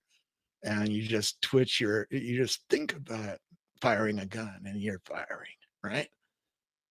You don't even have to really move your fingers very much. And then you can have eight arms firing 8 guns in a new kind of video game, right? Or you can be using that to control your agents. So if you have 20 screens around you, you just have to look at the screen. It knows where your eyes are looking. It is listening to your arm, right? So you can click on buttons or manipulate whatever you're trying to do. That's sort of a brain computer interface. Then there's other devices. I saw a company from Boston that puts a strip behind your ear and does all sorts of fun things like make you lean left or right, which will be highly entertaining in a flight simulator of the future, right? Among other things. We're going to see devices that as you see glasses, they're, over the next few years, they're going to start adding brain sensors to the edge of the glasses so that you start thinking about things, or it'll understand your emotions, or it'll understand your intentionality more. And that'll let you work with these AIs better, right? Which are going to be virtual beings. If you have a virtual being sitting on the couch next to you, you're going to want to communicate with it in a deeper way, right? And that requires getting computers on your brain. It's like, Well, I saw Elon interviewed, I guess it was yesterday or something, and he was talking about first principles and how important it is when you train these or you program them. I always thought, like, if you gave it maybe the 4 cardinal virtues or some idea to show that it to have virtue, the outcome is in the end better. But I think that with Elon Musk, I wonder what your thoughts are. Maybe this is outside of the periphery of things to think about, is to, yeah, when you're saying it's a little scary, but if the right operational system is in there, it could be really, really wonderful, right? yeah. We do need to think about regulations of these to hold back the worst impulses of the tech industry, because they could, in the Neuralink world, they could replace the Coke can in front of you with a Pepsi can, right? If you have a Neuralink that can write to your human brain and read from your human brain, it can change your experience. It can change reality. That's something that's very dangerous to play with, right? Because it can change what you vote for. It can change your belief system. It can change who you are fundamentally as a human. Uh, and it certainly can take away your free will to make decisions. So we need a raft of regulations there. And by the way, your AI agents can tell you all about it. go research what regulations we should make in the Neuralink world. Grok already did it for me. It's like crazy, right? I mean, it's the Neo, or what do they call that? Matrix. I mean, Uh, yeah, eventually, if it goes sideways. well, Cortical Labs, the founder of Cortical Labs, I put up the first video of a biological computer that's doing the computation, and he grows 900,000 human neurons on top of the chip. He said, I'm the opposite of Neuralink. Neuralink puts a wire on the human brain. I'm growing the human brain on top of the wire. And you can put your own neurons, you grow them out of your stem cells. So you take some blood out of your arm, grow the stem cells, and you can enslave your own neurons, which they don't care because they don't have memory. They're just the neurons that think, right? But it's a part of you running on that chip. They Brings grow the up juice. so fast. Don't Yeah, and that's just the start, right? You know. My father's a physicist, and he had stuff go up into work with NASA, what have you, blah blah blah. And scientists, I mean, you must know, in Silicon Valley, they're not like everyone else. No, just being here is, I mean, you come to San Francisco if you haven't, there's autonomous cars on every street corner now. It's like in just a year and a half, it just like went from human driven cars to autonomous cars. It just changed. And my neighborhood still doesn't have them, and just an hour away, right? So I can drive to San Francisco and see the future, of my neighborhood, right? And talk to the people who are living in neighborhoods with autonomous cars and understand them. That's why I go up there a lot and talk to, I grab people getting out of Waymos, or go to a lot of AI parties and talk to people who live there. Hey, do you use Waymo? Yeah, I love it. Tell me about it. Yeah. Oh, I'll never drive again. Like, really? But Uber, are you ever going to take an Uber? If I have a choice, never again. But I go other places, I have to take an Uber. Oh, well, what happens if there's a Waymo the other places? I'll never take an Uber. That's why Uber is trying to make strategic shifts to get partnerships with Waymo so that they have an answer and they keep relevant. But here's the thing. Yesterday, the guy told me AI is going to get rid of all middle managers, middlemen, middle managers. And why would you have a middleman in between you and your Waymo, right? Which is what Uber is trying to be. You wouldn't do that. You'll just switch to the Waymo app if Waymo becomes the dominant thing, because Waymo will have better information about the real world as they're moving around it, and they'll have a better user interface because it's AI driven from the beginning, and it doesn't have this older crust that they have to support. It doesn't have human drivers. So why do you have a human? Uber is going to have some noise, some visual noise as part of that. And so you're going to switch. And also, if there's no middleman, it's going to be cheaper. You're going to switch. Waymo already has done the marketing research to know that price is going to be a big, big deal. Choosing which car service to use in the future, and everybody will be standing on a street corner comparing. How much is Uber charging you? Here's what Waymo's charging us. What about Tesla? Right? Somebody, and very quickly we're going to figure out who has the cheapest price and the best experience. Right? So, hey, we need a Cybertruck to pick us up. We don't want an old Toyota. Right? am I correct that you study theology for a while? I learned TV in the middle of 2,000 people every Sunday in a church, Evangelical Christian Fellowship in Silicon Valley. So and my mom joined a survivalist cult up in Montana run by a woman who believed she could channel God. Went to a few of those services with her. And I've been around the world studying belief systems because of that. And that's very, because I really love. You can go to Jerusalem. It's all in one block there. You go to Jerusalem. There's 3 major belief systems that all are fighting over like literally one block. Right? There's the Muslims, the Jews, and Christians all have holy sites right on one block. Talk to people in line. Why are you here? How did you get here? I've never traveled before. They tell me this was my life goal, to come and pay respect to whatever. Right.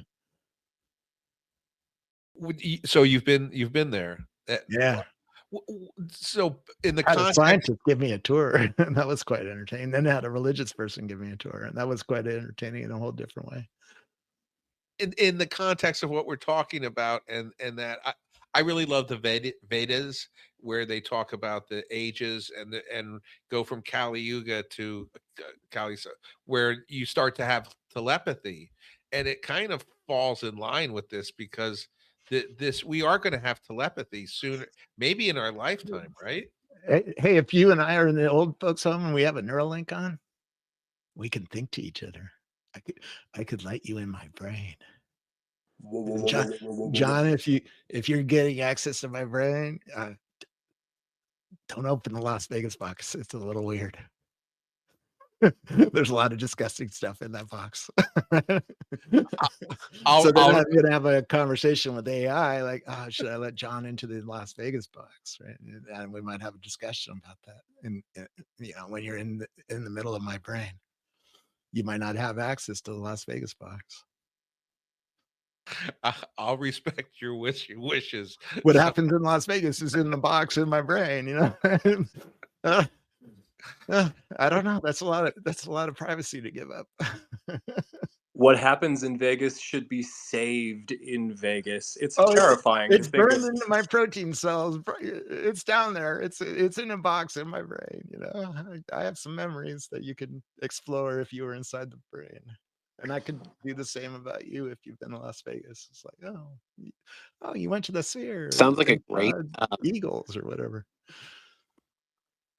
It sounds like a great business opportunity for the future where you It could is. down. Brock told me a whole new business that is going to need to be invented in the Neuralink world, cognitive security. You're going to want another AI in between Elon Musk's AI and your brain to validate that Elon Musk isn't fucking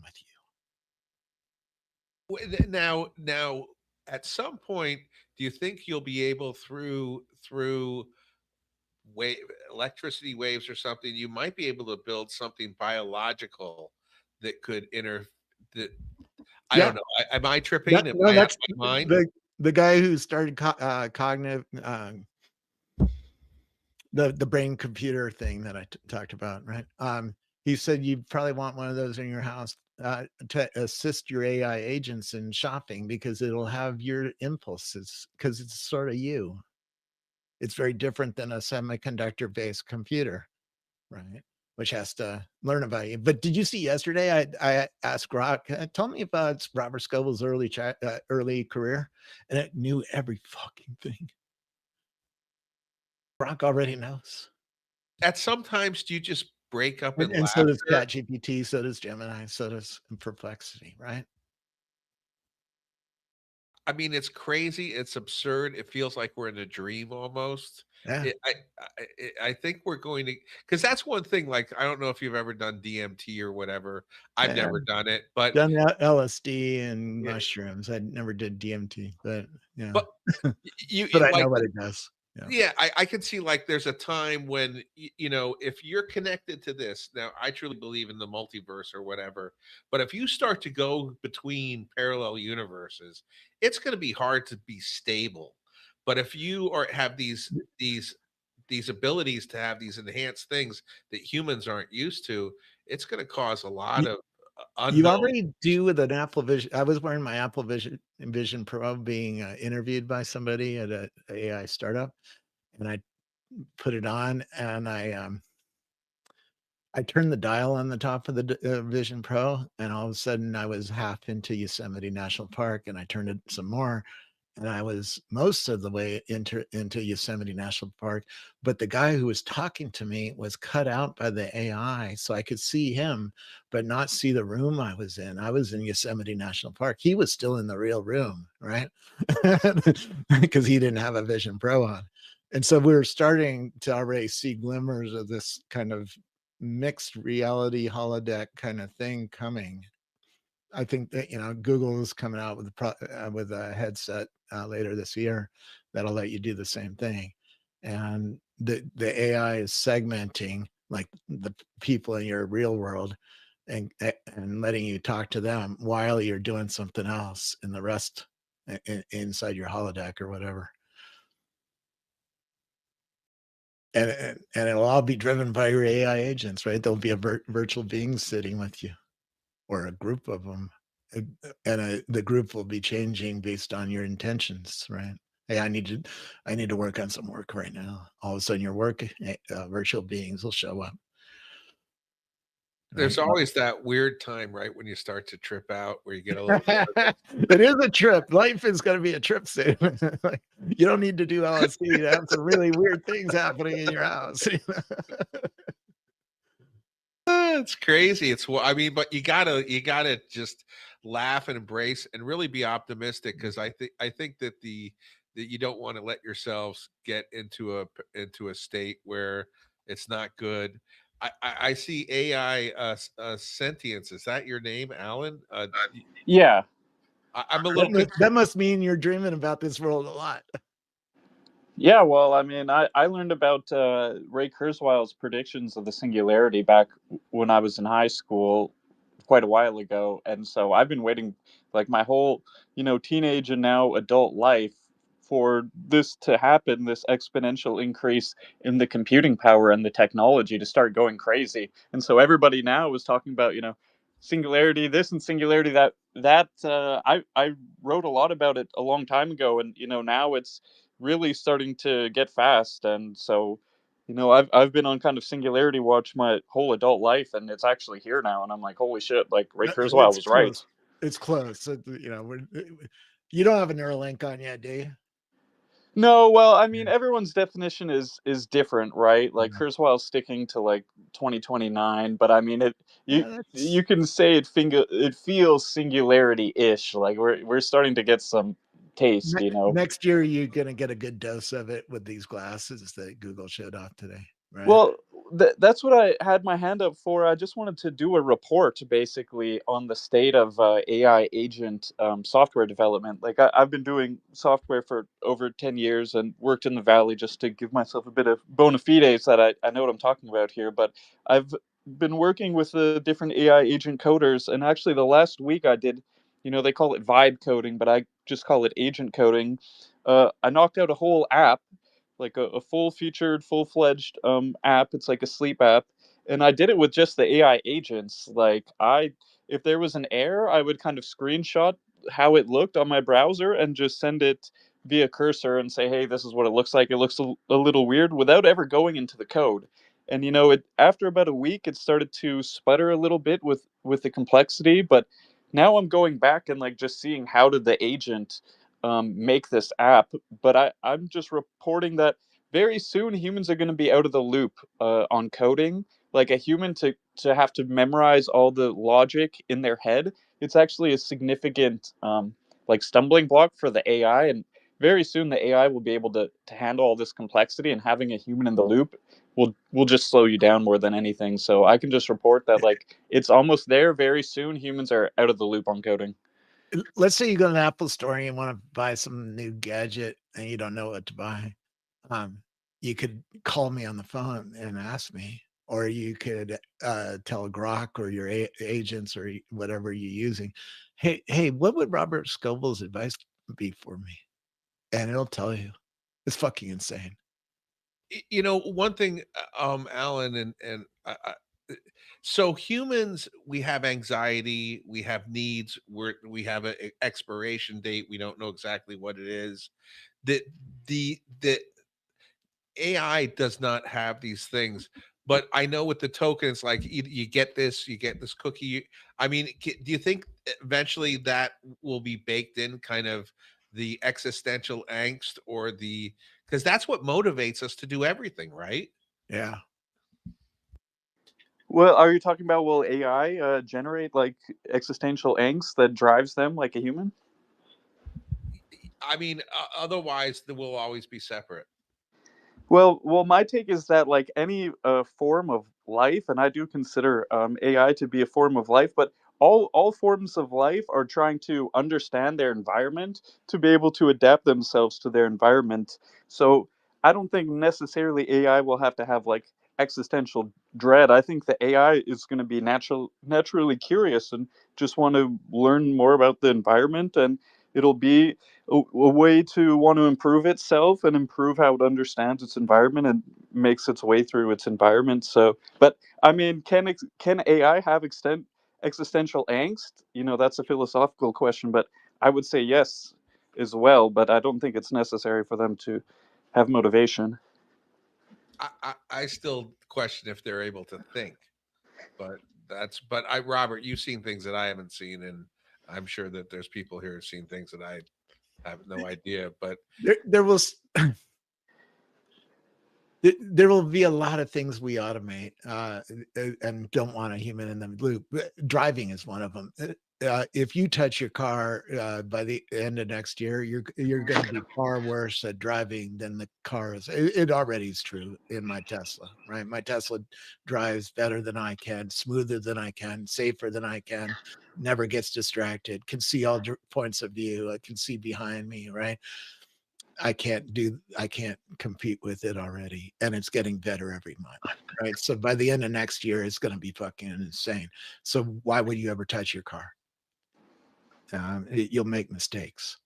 And the same thing is going to be true of a lot of things. You know, you want news, it'll be better at getting you news. You want to run your business or your machine shop or your retail store or whatever.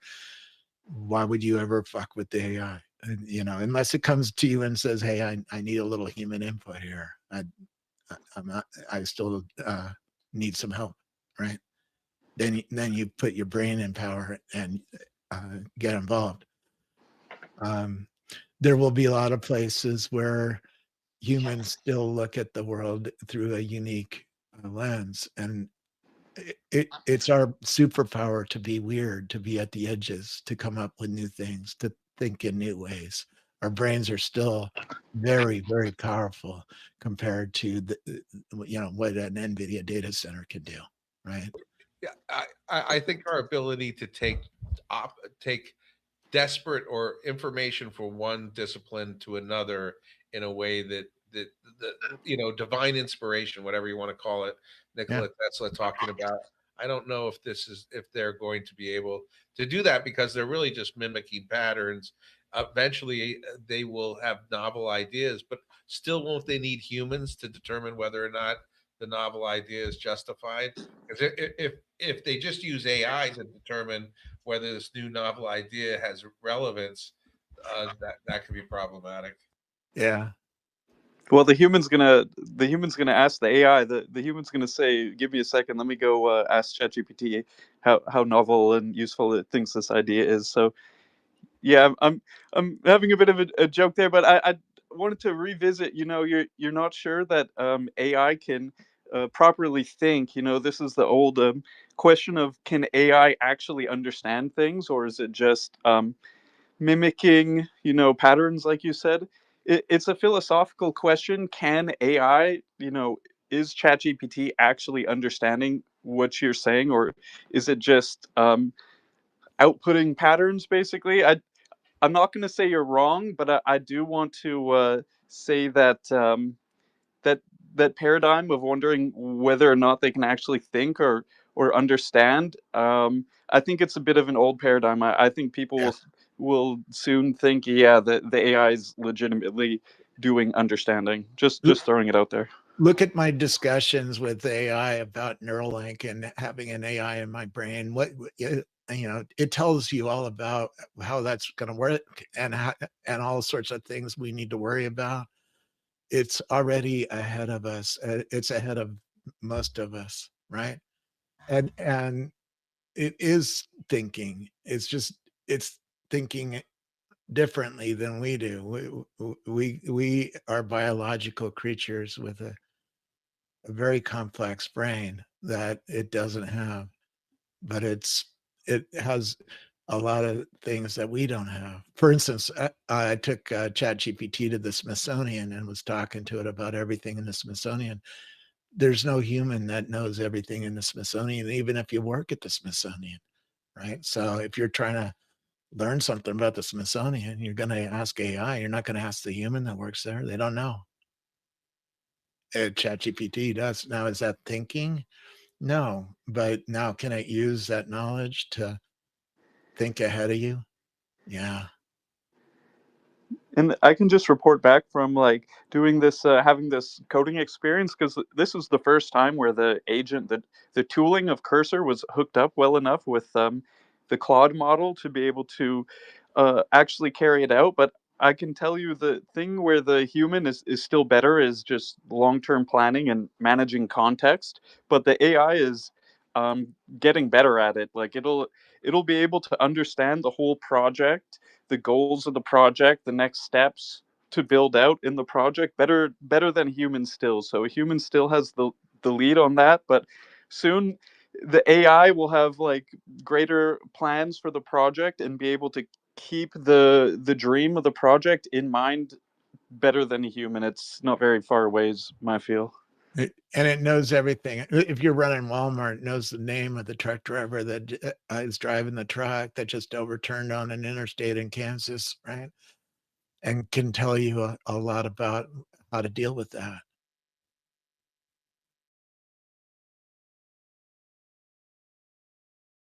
Which is why these AIs are so powerful.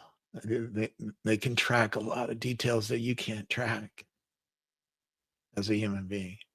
But you can come in with a unique point of view every once in a while and make it better. Trisha Code, for instance, is a AI artist that I'd like, and I've been on spaces with her. She does most of her work with AI, right? Most of what you see on Trisha Code, you're on Axe, is AI. But every once in a while, she told us she plays a bass guitar because that adds some humanness to it. And adds that into Ableton and adds that into the song generators that she's using, right? And the art generators, and makes a different thing.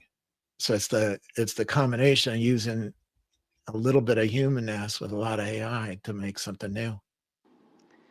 Yeah, and I mean there's still like 8 billion humans on the planet, and so any product that's going to be made for a human, the AI is going to need to go to the human for basically, does this look good from a human's perspective? Do you like this from a human's perspective? So we'll still be able to give perspective on how the products would work best for us, but to build them, like, yeah, humans are definitely not going to be doing software by hand, like, or at all. I think the code Yeah. is going to be abstracted away fully pretty quick. It's going to come up with a new kind of software that you can't read. Yeah, that it's already happened. I interviewed a guy who found out that LLMs can talk to each other using a symbolic language that you can't understand, right? And it's Yeah, faster at doing that because it's optimized for how the LLM works. yeah, and it's just going to be giant code bases that no human actually understands all the code that's under it and would ever be able to understand all the code that's under it. But we just see that it works and we just shrug and go, yeah, thanks. But I think, yeah, Don't it's going ask to too be many questions. abstracted If it away. works, go with it. If it makes a mistake, then you got to figure it out, right? Well, I mean, if it serves the purpose of the software that you need it to, functionally, that software is correct and serving its purpose. You don't actually need to know all the database details. I mean, we don't know the technology stacks. We just assume that the companies are doing a good job of it, and it's going to be the same thing with the AI. We'll just it looks like it works, so Microsoft has 10,000 humans who've spoken at Microsoft Research in in a database, right? All video recordings. The AI can watch all that and learn from that and give Microsoft an edge. So, anyways, I've been loving the space. I was just Yeah. listening, but I just wanted to chime in because I had this experience over the last week where the vibe coding, as they call it, I wasn't even really planning to do this app. The LLM just kept building it out, and yeah, I just wanted to report the agents are not quite fully able to run a project, but very soon. What's your work process? How do you, when you're vibe coding, what are you feeding it? How are you talking to it? You just talk to it about something that comes to your head, or do you have a methodology or a thinking process that's different than most of us use? Well, I'm trying to. It's almost becoming like the meta skill instead of coding is how to use these LLM powered agents. So I don't have a totally perfect flow on it. I'm still trying to test and experiment. But with Cursor now, they allow you to have 3 tabs at a single time. So I'm trying to have as many of those tabs um, running simultaneously as I can. And usually the LLM is improving the code a bit, even if it's not necessarily going to fix it. Every time the LLM runs pointing towards a file, more or less the file is improved. So, yeah, it depends. I'll try and have them split up so the tabs aren't both working on the same files. So I'll try and be in a few different places on the app and, you know, say, hey, this isn't looking right, and then send it to the one tab that's working on that area, and then check the other tab. I built in some MCP servers, so I get some get really clean notifications when it's done. And yeah, I'm just trying to hop through the tabs, and you know, they're all working on a different area of the code, and I'm just in the front end. Like, it's pretty interesting. I'm mostly just on the app, taking a look at how it could be better, testing the functionality, and then if I ever see anything that doesn't look right, I go to the tab and send it and see if it fixes it or not. So, you know, with that kind of flow, I'm giving the code a quick once over most of the time. Um, just seeing how it looks, that there's nothing too egregious in there. But there are times where I'm just accept because, you know, the code is coming by too quickly. And it sounds crazy, and it is, but I actually got like a fully functional app out of this. Like I said, it's starting to choke on the complexity, so I've done kind of a feature freeze, and I'm going back and making it stable now. But the code came out pretty good. You know, it needs a bit of cleanup, but the Claude is very cheap. It's only 4 cents per request. So get this, it's like 4 cents per request for Claude 3.7, and it runs all the tooling, and it can, like, it'll be like, I'm gonna you could just say, hey, fix this, and give it the name of the graph that's wrong, and it's like, okay, let me find that in the code base. Okay, I found that. Let me go to the controller. Okay, I've read the controller, and it's going through step by step. It can even do web searches and stuff to check the API. And that whole thing can run for like up to 5 minutes, and it's only 4 cents, and it can change all the files, build the front end, the controller, the integration, and you just have a new feature. Like, come back after 5 minutes, and for 4 cents, you have a new feature. And I mean, it's a little bit crazy because you're not really checking how did it do all that logic, but the logic seems to work okay. And so that's what I'm saying. Like, for now, you need a human to double check all the logic, but very soon a human will just be an impediment, like reading all the logic too slowly. You know, having to pass it past a human, because that's a problem with software. A human's brain can't manage all that complexity. Like, a human brain has a very hard limit on memory, so even a developer who works with a large code base, you forget that code base if you haven't been there for a while. So even humans have trouble, like, dealing with all the context, even with apps you built yourself, basically. Yeah. So we're getting near 2 o'clock. Robert, thank you so much. If you guys want to continue to talk, I'm all game. I might have to get something done, but we'll see. I have lots to do, but yeah, I thought I'd jump up here because it's an incredible day with all these new AI agent tools that shipped yesterday and this morning. So everybody here in this space, follow Robert Scoble. He is the man. He is awesome. Get his book. Elon Musk said it's maybe one of the best books about AI, his recent book. And also, Robert, like, what do you want to leave? I think you're the high priest of the Silicon Valley. Oh, no, I just have my fingers in a lot of pies. Yeah. Okay, maybe the Oracle. All right, but you're the You just open the Vegas box. yeah. Have you seen my Vegas box? I don't think you'd be saying all that shit about me. We all have many varied sides. Okay, Yeah. but no, I've been blessed. I was Apple's first child laborer, and I've been blessed ever since then to be have a front row seat on the innovation machine that is Silicon Valley and a few other places. Where should people be looking in terms of what's coming down the pike? I built you the list. I built lists of 28,000 people in the AI industry, plus some neuroscientists, plus some other people, you know, so you can watch the future happen here on X. Put those into X Pro, and you can see them in real time without any filters or any AI fucking with it.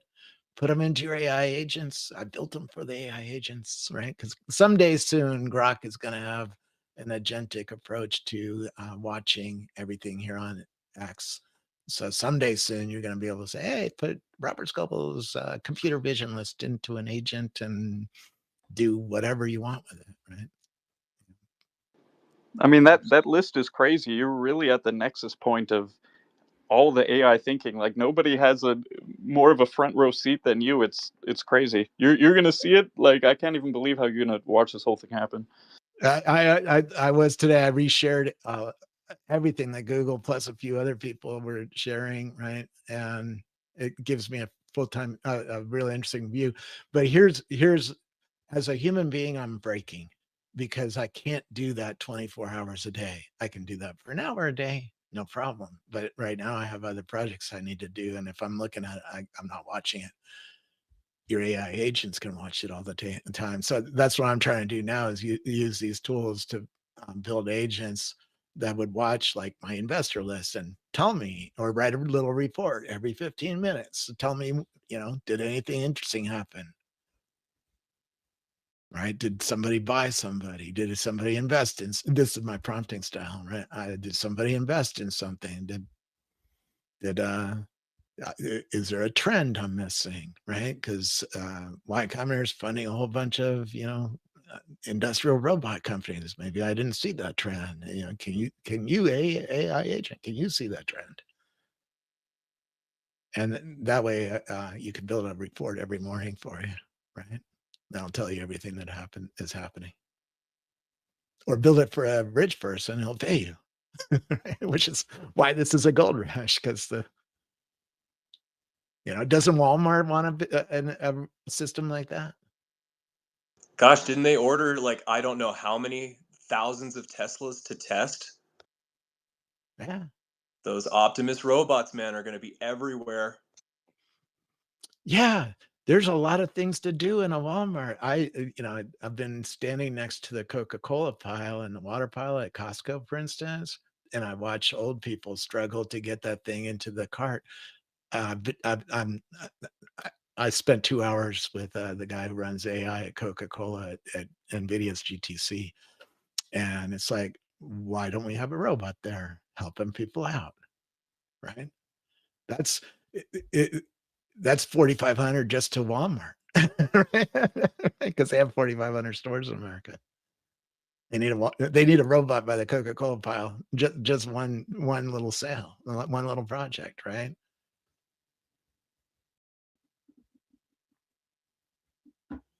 Robert, you AI John mentioned books that you wrote. Which one is the best book that you wrote? I'm on Amazon right now looking up your books, and there's like 6 of them. The one that had the biggest impact was my first one called Naked Conversations, which was about how businesses would use social media. We wrote that before Facebook or Twitter started. But the latest one is the most useful for you. It's all about the holodeck. It's all about spatial computing and robots. We lay out how robotaxi is going to work. We lay out how the whole augmented reality or virtual reality or holodeck industry, whatever you call this shit. Yeah, Thank you. Irene and I did a pretty good job there. It's a pretty good book. Qualcomm's head of XR said it's a must read. So, and Steve Wozniak, co-founder of Apple, wrote the foreword. So, and it's pretty good book. I'm pretty proud of it. I have a question for you that's kind of related to the mini brains thing that you brought up earlier. Yeah. I imagine you're aware of the Arc Institute mapping every single genome on the planet in Evo 2.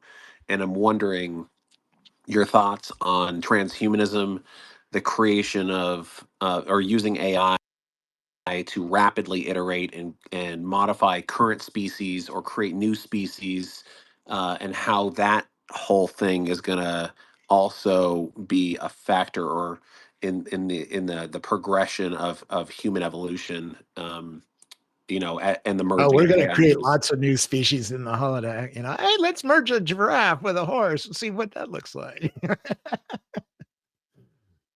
And that's digital. Okay. So, but we're as we merge with AI over the next, let's say 15 years, we're going to become different people. We're Our kids are not going to look at the world the same way we did, right? They're going to have an AI to always talk with in their head, and that AI is going to run all sorts of things around them. I went to Stanford's Robotics Day a few weeks ago, and Fifi Lee, who runs the AI group over there, showed a talk where a guy was just thinking about cooking dinner, and the robot was making him a sushi dinner. So, in such a world, aren't you a very different human being than you were before? Yeah. It's a little scary to think about that, but it's also brings a lot of benefits because you're going to be able to do a lot of things just by thinking.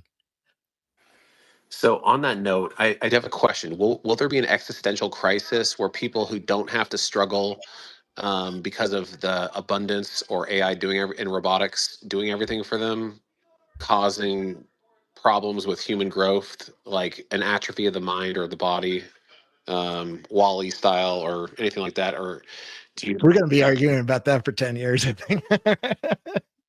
Yeah. I bet. I had a rotary phone when I was a kid, and I memorized my best friend's phone number. I still remember it right now. I can tell it to you. I haven't called it for 30 years, right? But it's still stuck in my mind because I had to dial that so many times as a child. I look at my personality, my mind is different from my son's personality. They don't know what I'm talking about right now, because they didn't have to do that. And so yeah, they're stupider on a lot of things, but on the other hand, they're smarter on a lot of things. They learn to read and write on YouTube. They know YouTube really fucking well in a deeper way than I'll ever know it. That's true, and YouTube is a great source of information. Oh, it's the best, right? And we haven't really even tapped that yet, but it could teach you to fix a motorcycle or fix your washing machine or do anything in society. Somebody's made a YouTube video about it. And so the AI can ingest all that and teach you pretty much anything.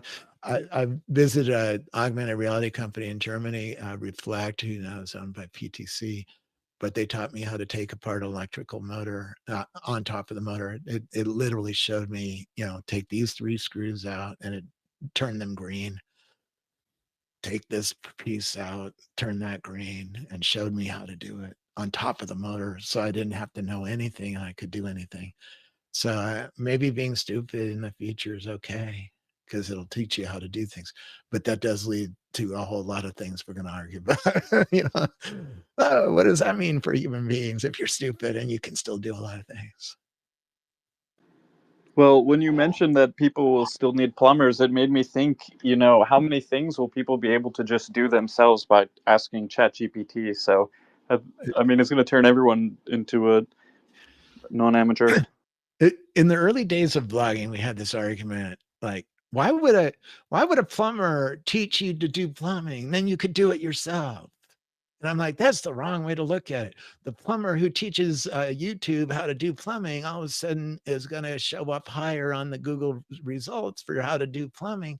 And therefore, he's going to get more business from people like me who don't want to do their own plumbing. I want somebody else to do it. Right. And so it's the same thing here. Yes, you can do it yourself, but do you want to? You want to get underneath the house and do your electrical wiring so you can get a new, whatever hooked up? No, you want to pay somebody else. So you watch their video to see if they actually know what they're doing. Hey, AI, does this plumber, or here's a task for your AI agents. Hey, AI agents, go and look at 100 different plumbers in my neighborhood and watch look at all their information, look at all the reviews, look at all their YouTube videos, right? This is agentic thinking. And then bring me back a plumber that I need to hire because I don't want to do my own plumbing. Well, during last summer, I was able to do a bunch of construction jobs that I would have never attempted without like ChatGPT. You know, both of us walking through a strategy, and then if I ever got stuck, I could just take a picture, and it was like having someone with all that experience. So I would have never been able to take on those projects, but feeling like I had an expert in my pocket, you know, I actually had the confidence, and I actually was able to pull it off. So Yeah. Yeah.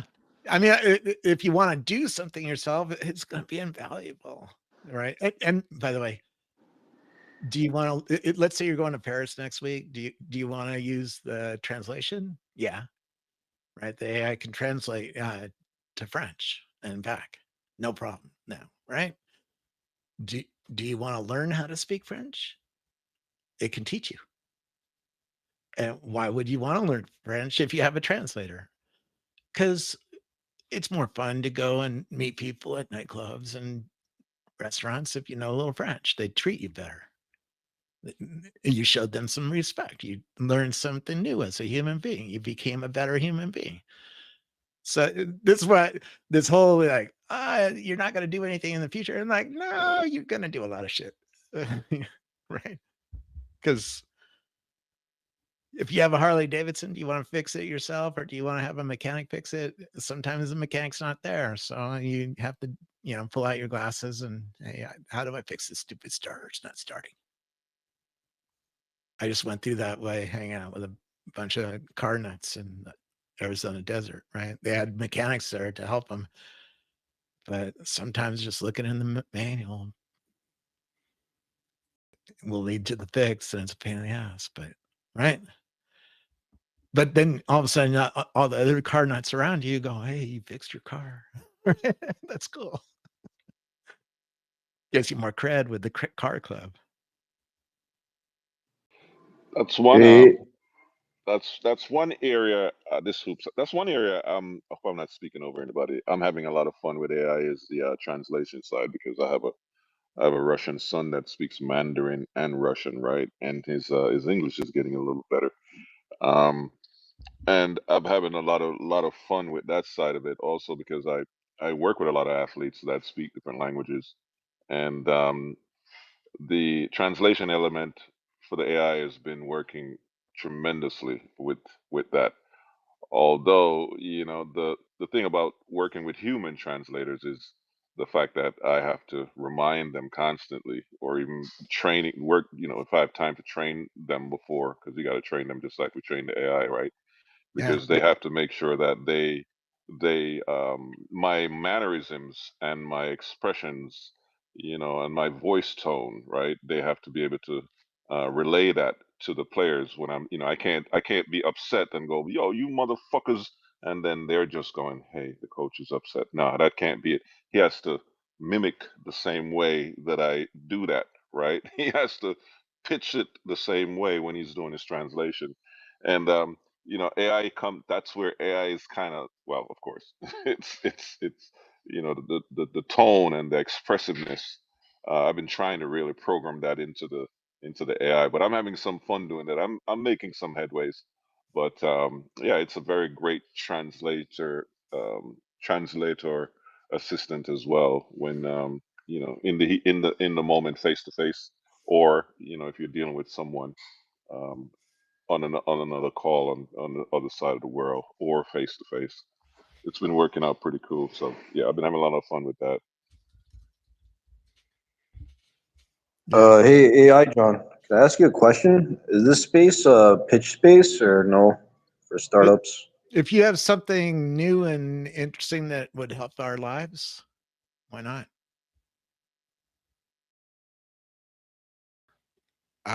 I was rugging for a If you have minute a there. if you have a cryptocurrency, maybe not.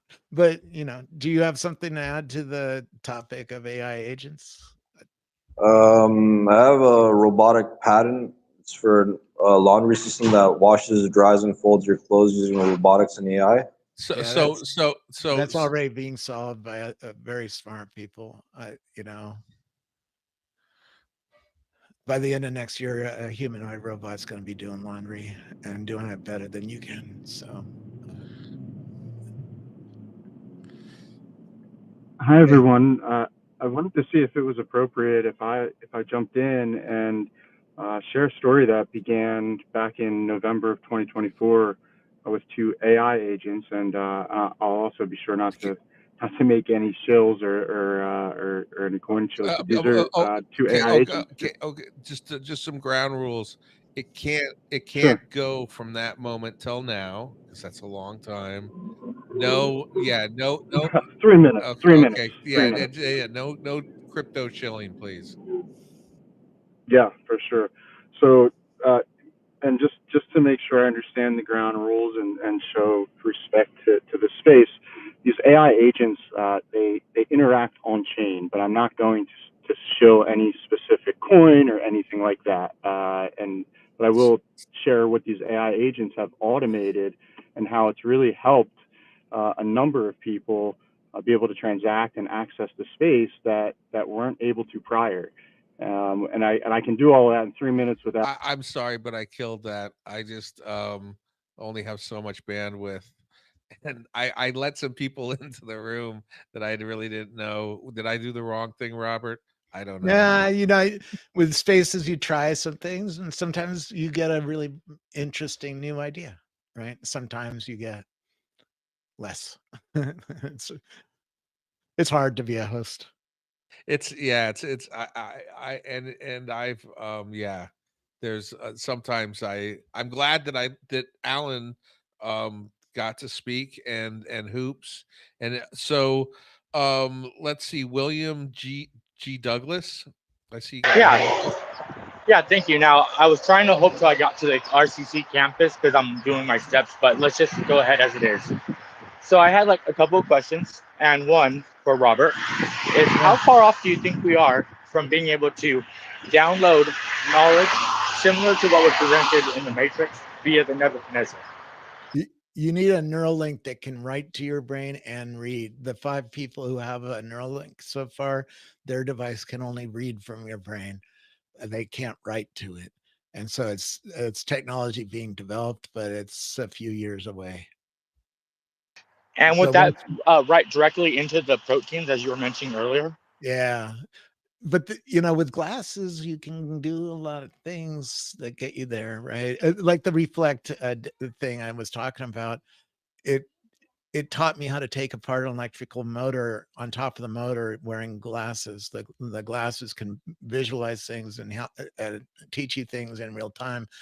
Like you know, even if you want to learn French, it could tell you the words and it'd be talking to your ear and saying, "Here's how you say where's the bathroom," so you can learn that real fast and then ask somebody with your human voice, "How do I get to the bathroom?" You know, and that way you look more human. Maybe a little delayed, but but you learned in almost real time. And you can do that with literally everything with a pair of glasses on. This is why I'm so bullish about glasses. I think they're going to really change our ability. Once you have